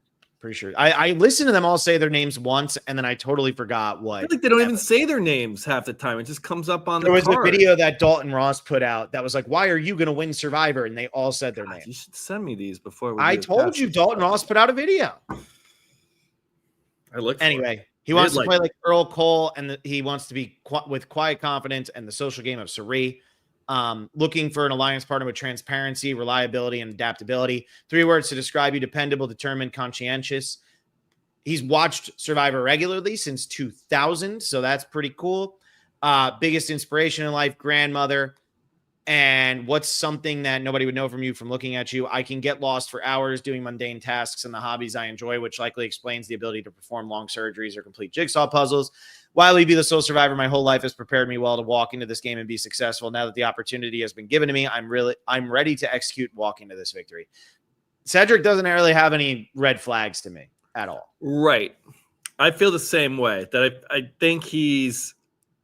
I know he does feel pretty sure of himself, that, and I like that. Like, he thinks he can win. It seems like this is one of the people on this season that is playing to win and that can win. I just don't know. Nothing else is really jumping out here to me. I don't know. That's probably a good thing.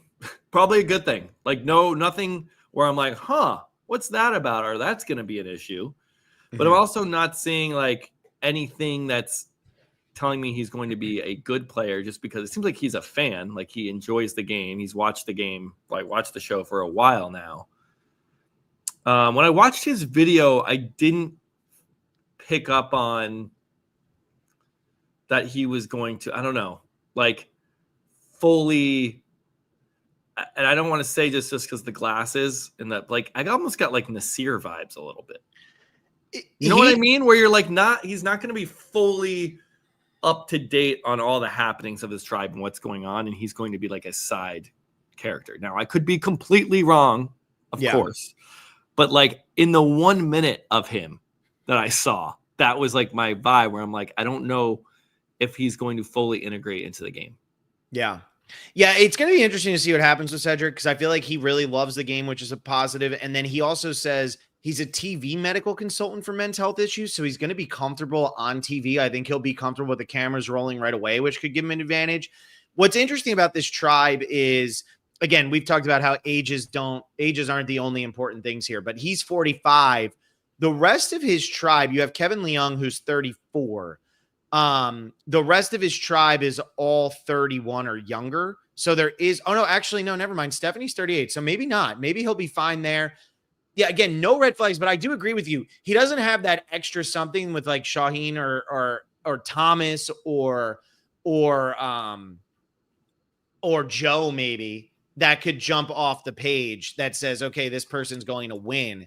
But I feel like if Cedric hangs around long enough, Cedric could absolutely pull this off. And I mean, if you're a colorectal surgeon, he said this in his video, he's talking to people and having to deal with things that nobody wants to talk about all the time.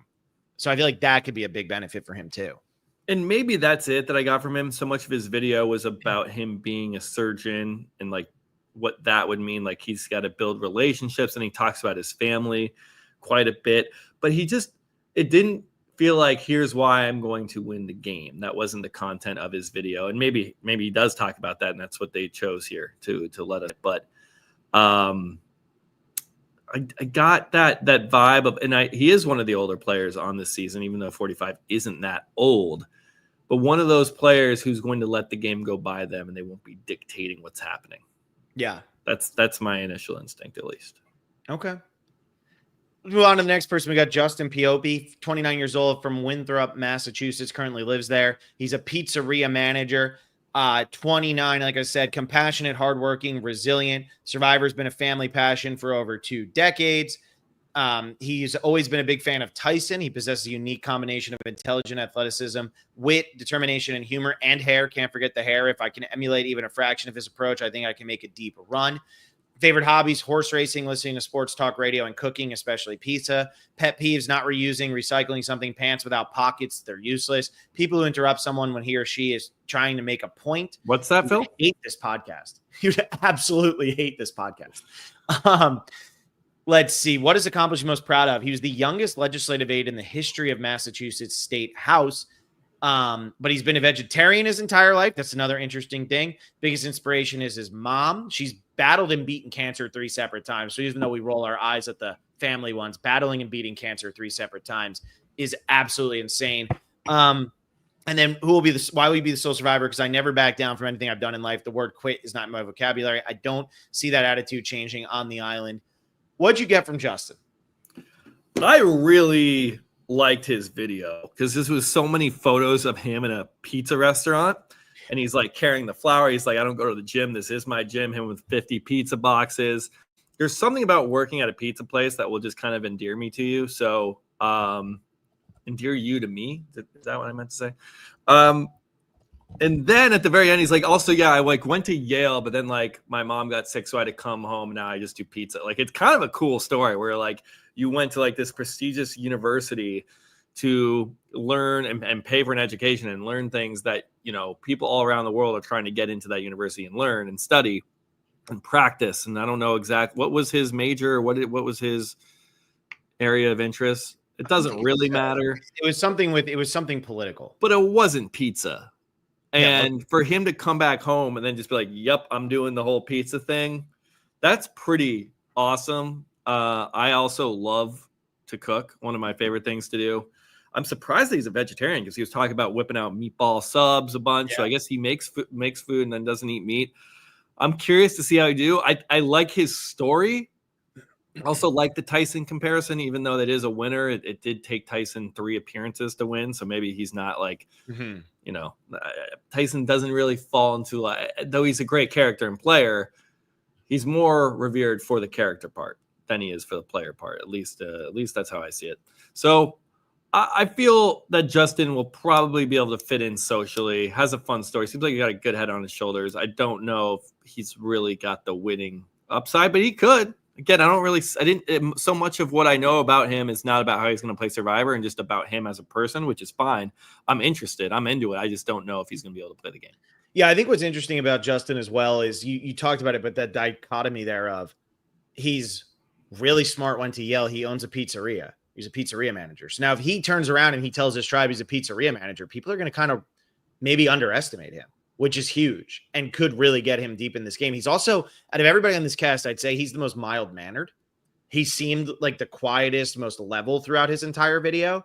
So I am interested to see how that'll work in his favor or against him when he actually gets out there with everybody. It's got a 7.5 from Mr. Portnoy. Oh, so Mr. Portnoy did it. Is that good? Is 7.5 solid or no? 7.5 is really good, I think.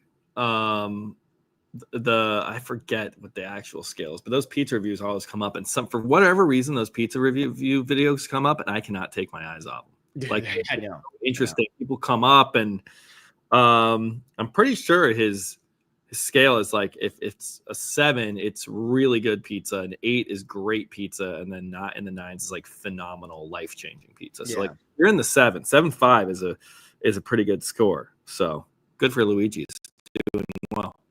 All right.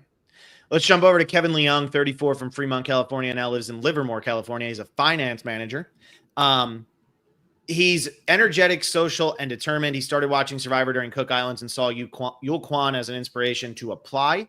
So that's interesting. Which previous player do you identify with the most? He thinks, who do you think you will play like the most? Oh, sorry, they didn't have that bolded here. David vs. Goliath was my favorite season. Identify most with the Davids, Christian, Nick, and Davey because of their tenacity and grit. Another scary one to band together despite their appearances. I hopefully will play like Caleb from season 45 and use my social charm to influence people, but hopefully not be too charming where they see me as a threat. Pet peeves, people who are always late. Accomplishment most proud of getting an MBA and graduating top of the class. Biggest inspiration is parents. And then why will you win Soul Survivor? I think I have the winning combination to be Soul Survivor, athletic, social, and smart. Come on. I hope to charm my way to the $1 million. What'd you get from Kevin? We should probably lose the inspiration thing, right? No, I got to say it every time. Because you can say it. But like now that we're actually pointing this out, like the powers that be, just get rid of that question. It offers very little insight into how these people are. And we're only getting to ask like 7 or 8 questions. So like, let's swap that one out. Here's my problem with Kevin.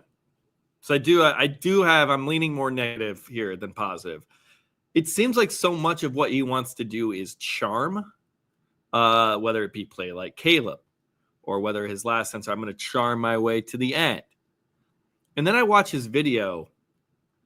I did not feel the charm.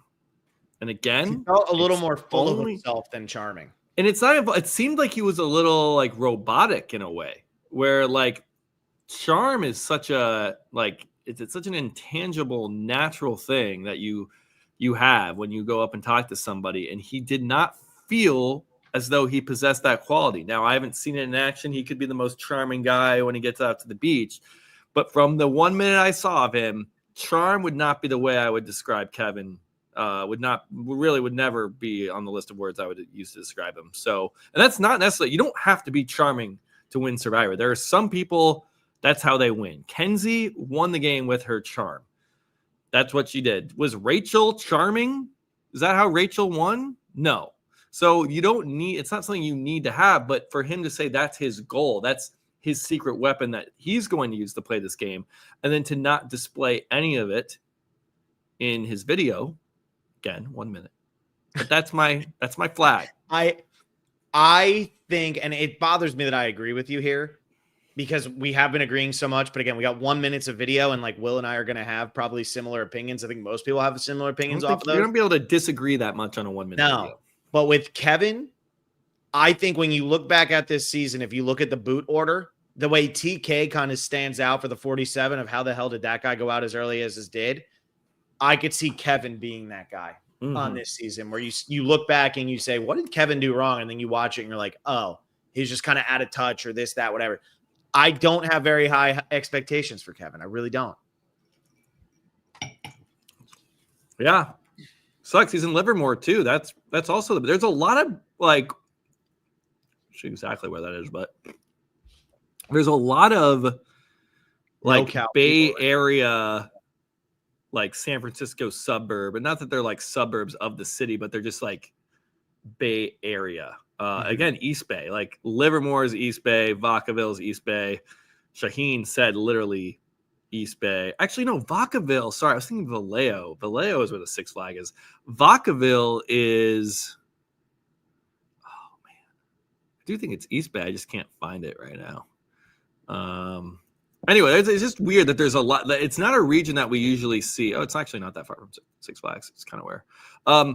That's not a region we usually see a lot of Survivor players come from. Like LA is hit over the head, SoCal in general. And there's this weird East Bay pocket, the East Bay of San Francisco, that now we have at least 3 people from there, which just seems kind of odd to me. Yeah. All right, well, let's move on to the next person here. We got Mary Jung, 31 years old. Hometown is Montgomery Village, Maryland. Current residence, Philadelphia, Pennsylvania. She's a substance abuse counselor. She's chaotic, dynamic, thoughtful, done the Peace Corps, AmeriCorps, and hitchhiked across the Mediterranean. It's been a while since I've challenged myself. This game will push me to my limits physically and emotionally. Identifies most with Ben, because although he was pinned as a threat, his relentless gameplay ensured he would never voted out. The man played like his life depended on it, but I'd also play like Kenzie, who went to every award because by nature I'm a social butterfly. So she is talking about the Ben winner, not Ben from Kenzie's season. Favorite hobbies: cycling, making music, tarot writing, cooking for my loved ones. Pet peeves: slow drivers in the left lane. That's big. We like that. When I saw that, I was like, this. I mean, I was actually already feeling the vibes here with Mary, but that really got me. We needed that. We needed that. That was a big one. And then she says her biggest inspiration is everyone says their parents, and I'm no different, except it's because my parents helped lead the 1989 Tiananmen Square protests for democracy. So it's like she understands. See, that's the self-awareness I need. Yeah. Everybody says their parents, it gets old, but she's like, no, but I literally can't choose anybody else because of what they did. Okay, I get that. She struggled for years with body image and disordered eating. And why will you be the sole survivor? I'm a bundle of contradictions, so I can be whatever I need to be whenever I need to be. I'm chaotic, but also careful and controlled. I'm easygoing and can befriend anyone, but intense and will be on the whole time. Think Ben searching for idols at all hours. I move through the world with my intuition leading, so I'll be able to sense any sneaky business or deceitful intentions. Here's the deal with Mary. I think Mary is like, I feel like I agree with her most on everything. And I think I would actually play more, like most similarly game style and play style and vibes. Like I think Mary and I would just like be very similar and probably click as friends. I don't think I would be that good at Survivor. I don't know if Mary's going to be that good at Survivor. So that's my problem. I want to root for Mary.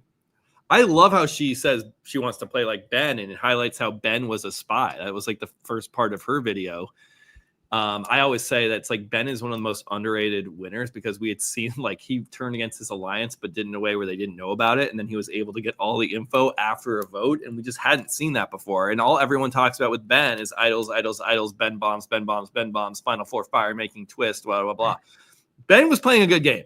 He had a good head on his shoulders for Survivor. And so I appreciate that Mary respects that. I love the left lane answer. I love how she's like, my parents, obviously, but like, here's actually what they did. So I'm with Mary. And I mean, the occupation substance abuse counselor is like that. You've got to be good with people. You got to be social. I just think she's going to be like targeted too early. She's going to be like me. It's going to be like, oh, you're way too big of a threat. So maybe she makes the merge. I just don't see her long game, unfortunately, though. I will be rooting for Mary. I have a lot of like kinship with her. It feels like. So far, out of all the women who we've talked about, I feel like she might be the first or second most likely to win. Like, I know we've had a lot of female winners in recent seasons. I'm really feeling like this might be a male winner season, but Mary is probably the strongest chance, I think, for the women at this point with two women remaining. That's my take on where Mary's sitting. When she kind of talked about how she got into substance abuse counseling, I thought that was interesting too in her video.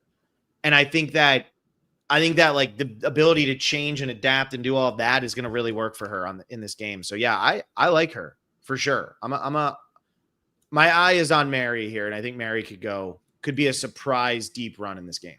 She's someone I want to root for very badly. I just, again, from the very little information I have, it seems like she might be labeled as a threat. I think she's going to play hard, and I don't know if she's going to be able to like mask her like strategic thinking and that, because it seems like she's a fan of the show and is definitely one of the players coming out here fully expecting to win. Yeah. Not expecting, but like playing really thinking it's possible. Like thinking that I can actually pull this off. So let's jump over to our next one. Sayunya Hewley, 30 years old, Philadelphia and Pennsylvania, now lives in Simi Valley, California. Marketing professional. Outgoing, kind, and driven. Representation will always matter. Passing of her grandmother will prepare her for the game. She really vibes with Marianne because she played the game as her true quirky self, but also love the tenacity of Drea. Her go-getter attitude was inspiring. I think I'll play the game like Marianne in the sense of being authentically me. Favorite hobbies: hiking, scrapbooking, volleyball, swimming, vision boarding, ceramics. Pet peeves: people who say not to be offensive but and proceed to offend you. People who smack when they chew. People who say the word moist. What's the accomplishment? Yeah. What are you most proud of? There's a few: being on Survivor 48, receiving a full ride scholarship to private high school, studying abroad in Argentina, having my dream job at NBC post college, winning an Associated Press award from their VA chapter. She was Nala in Lion King off Broadway. Says all the kind, strong, smart, fearless women who raised her are her biggest inspiration. And social skills are unmatched. I have true gift of gab, but also an ability to make others feel valued, seen, and heard. What's your take on Sayunya? Say, right? Say. Yeah, I think because it's Sayunya, so I'm assuming it's Say. So say I kind of enjoyed her bio, and then once I got to the video, I actually liked her video for the most part. It's the end of her video that really gets me and raises some flags, is that she seems kind of rebellious, but in a good way. Where it's like she kept saying, people have said, you won't be able to do this, you won't be able to do that. And she's like, no, I'm going to prove you wrong. I'm going to go and do that. I'm going to go graduate from college, or I'm going to win an Associated Press award. I'm going to move out of Philadelphia. I'm going to do all these things. But is that the mentality you want in Survivor? Yeah. That's my question. She seems like she's very determined, very successful, go-getter, going to make it happen. And unless you're very savvy, that can often rock the boat and point fingers back at you and draw attention to yourself. So that's my fear. I do think she has upside of being like one of the main characters, like one of the leaders of this season. But I could also see her getting got very early if she's kind of sticking out like a sore thumb. Yeah, I mean, I almost feel exactly the same way. I think I feel a little bit stronger about her ability to win. I do think she has what it takes to potentially win. I think the rebellious thing is actually going to work in her favor. I don't think it's a negative. Okay. I do, because I think what that comes down to then is maybe somebody says, you can't overcome this. I can overcome this. And then that's the ability to say, you know what, I can change what my strong suit is just to prove people wrong.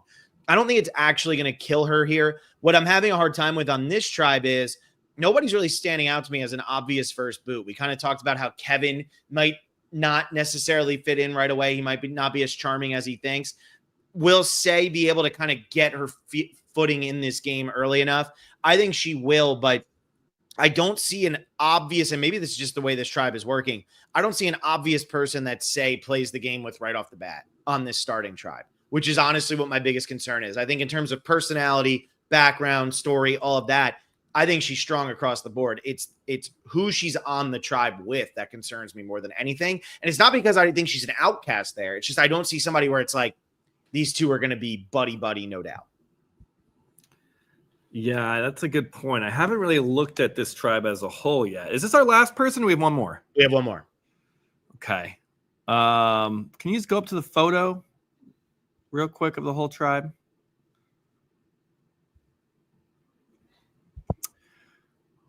Man, this seems like a tribe, just from looking at, like, might be one of the weaker tribes. Yeah. Like challenge wise. So that's scary just in itself. Like for all six of them, we should be afraid. It seems like they're going to tribal counts first, just from looking at them. Yeah, I could see that for sure. This could be. I don't know. I see Say fitting in here. I don't see any person that she'd like going to instantly butt heads with. Yeah. I don't know if I agree. So, all right. Well, here we go. Last one. Boom. Stephanie Berger, 38 years old, New York. Brooklyn, New York is where she currently lives. Occupation, tech product lead. 3 words to describe her: ambitious, outgoing, resilient. She loves this game. You can only armchair quarterback for so long. We're going to do it until we die. So when you're as challenge-minded as I can be, before you realize you need to shut up and play the game. So that's her belief there. What would be next? Fewer than 700 people have played this game.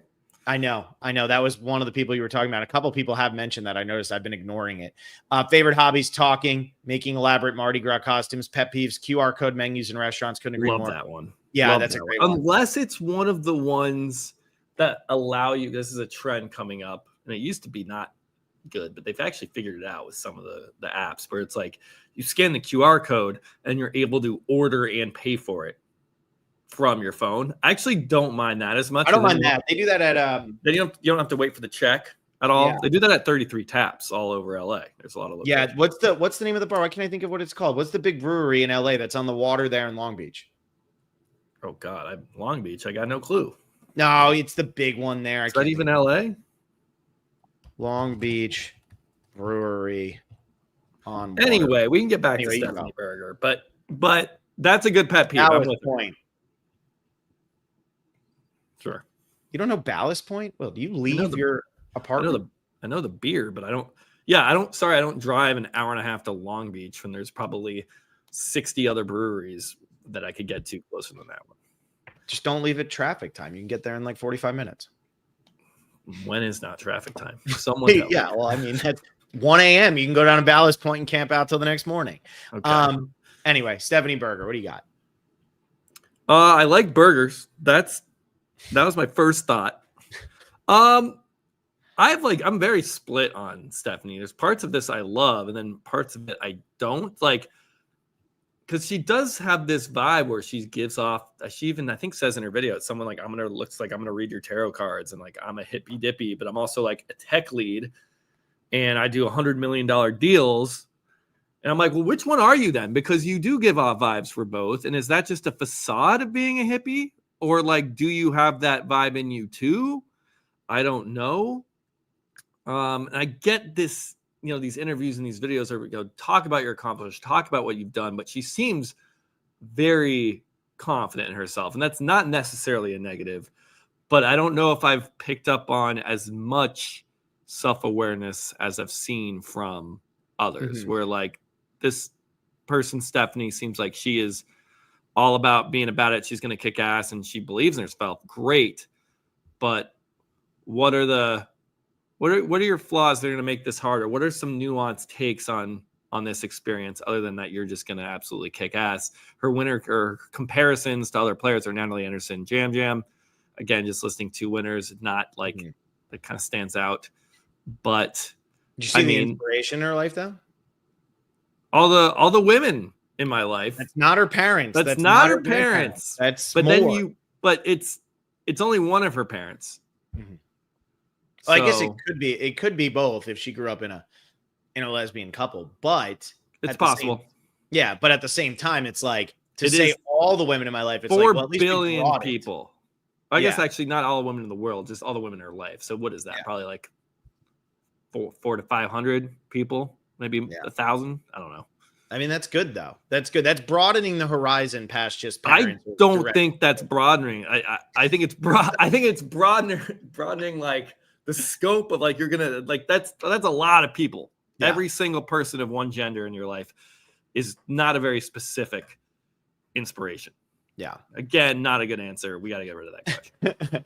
And then why will she be the sole survivor? When you peel back all the layers, Survivor's about making it to the end, sitting next to two people you can beat, the adaptability and resilience to make it to the end, the smarts to make the right moves along the way, storytelling ability to put it all in front of the jury.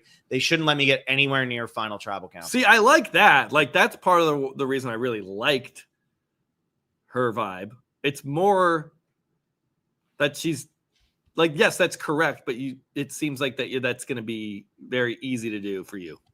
And why is that going to be easy? I don't know. Yeah. She can win. Stephanie is someone who's like, I would not be surprised if she wins this season. But the flags for me are a bit of overconfidence. Yeah. Which, again, this is the whole point of these videos and interviews, is to sell us on yourself, get cast on the show, and then, be fun on camera and be a big personality. So it's not like that much of a knock. But that's the only apprehension. Mm-hmm. All right. So let's. What about you? What I like Steph. I said I actually didn't. I say what I thought about Stephanie, or did I make that up? I didn't say that. Okay. No, I actually kind of like Stephanie. I did too. I don't mind it. But I think when I look at the answer she has, most people see the blonde curls and the jingle jangle jewelry and don't think businesswoman, but I run a business leading highly technical projects for a household e-commerce company. The only concern I have with her is that if she tries to come across as too much of a leader, could that piss people off? This does seem to be a little bit more of a laid back tribe, maybe, but then again, maybe I'm wrong. We have a pizzeria manager, we have a tech product lead, and we have a colorectal surgeon. Those are three people that like are used to people maybe listening to them on this tribe. If Stephanie tries to talk up too much, speak up too much, take too much control of this tribe, could that end up getting her in trouble? That's really the only negative that I see about her. Yeah, and I don't think there's anything wrong with being a tech lead or businesswoman or anything like that. But when you are giving off one vibe as the hippie jingle jangle, whatever she said, and then delivers something else, I don't even know if it matters what it is you were delivering. It's just that if you're in opposition to people's perceptions of you, that will make them in some way draw attention to you. And it could be like some disingenuous attention where it's like, I don't know if I can trust her because she's not what my preconceived expectations were of her. Yeah. Like, you kind of want to go out there and be like, I'm this archetype. And a lot of people do this on Survivor, and they do it very well, is like, I want to be the laid back, goofy guy. And they go and they're like the laid back, goofy guy. And then to the camera, they're like the cutthroat strategist. Omer is a great example of this. And if you are, I want to give off the goofy guy, but then you give off something completely different, and you're wearing funny clothing and you should be goofy, but you're not, that just might draw attention. You'd be like, who is this person? I don't know if I can trust them. Yeah. Yeah. I can see that. I can see that getting her in trouble. You want to lean into your archetype, and Yeah. it doesn't seem like she is. It's almost like she's too well-rounded, and that could actually hurt her. Mm-hmm. All right, let's look at this tribe because this is the last one we got here. So this is your last look at them. Will, who's the first boot from this tribe? Kevin? Is that his name? Yeah. Kevin. Who's the winner? Who's you most confident in? I don't know if the winner is coming from this tribe. Well, we don't have to say winner. Just who you most I'll go Mary, though, because I like Mary. Yeah, I actually think Justin. That's who I'm going with as who I'm most confident in. Justin could do it, too. Yeah, I think Kevin's probably the person who gets voted out first if they go. Although I could see maybe Stephanie. Maybe you're right. Maybe Stephanie doesn't fit in as well as needed, and maybe Stephanie's the first person gone. But let's go all the way back to the beginning here. Well, look, I'm clicking through. Everybody can watch it happen. Let's look at this cast overall. Who are you going with as your winner pick? I already said Shaheen, baby. Okay. Now, let's say I made you pick a woman as well. Who would be your top woman here?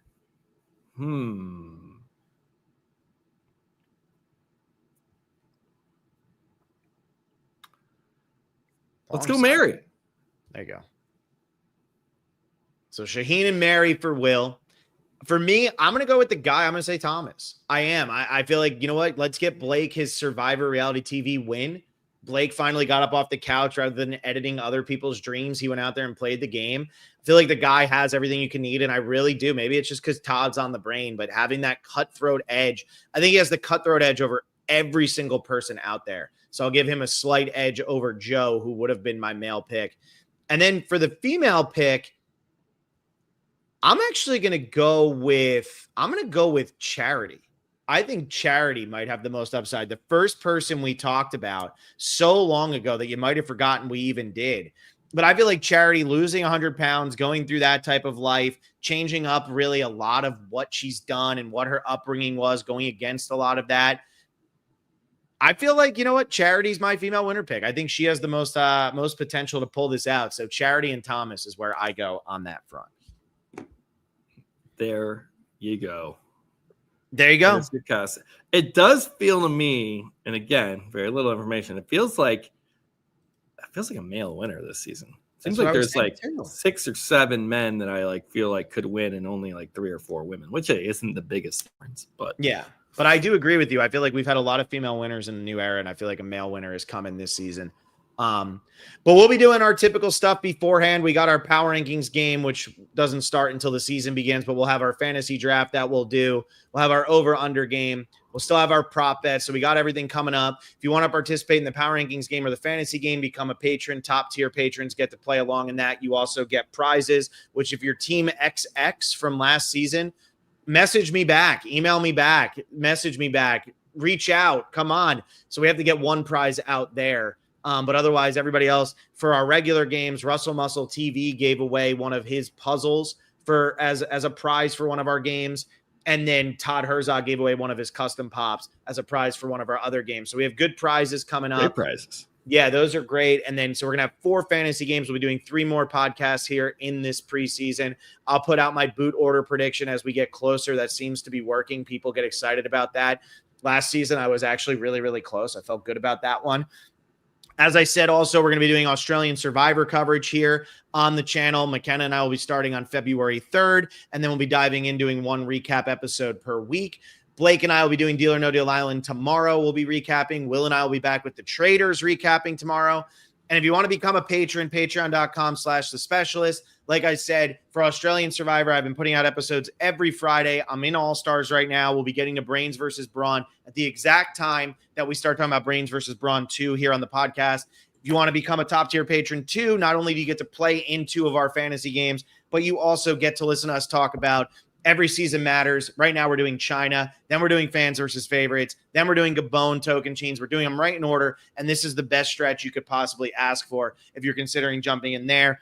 Additionally, we're doing Survivor Rock Draw casting perspective for movie fans. John and I are doing best picture breakdown. Again, we have so much going on over here. It's super exciting. I'm glad the preseason has begun. Let us know who your winner pick is for this season. Who you think the first boot? Which tribe do you think is the strongest?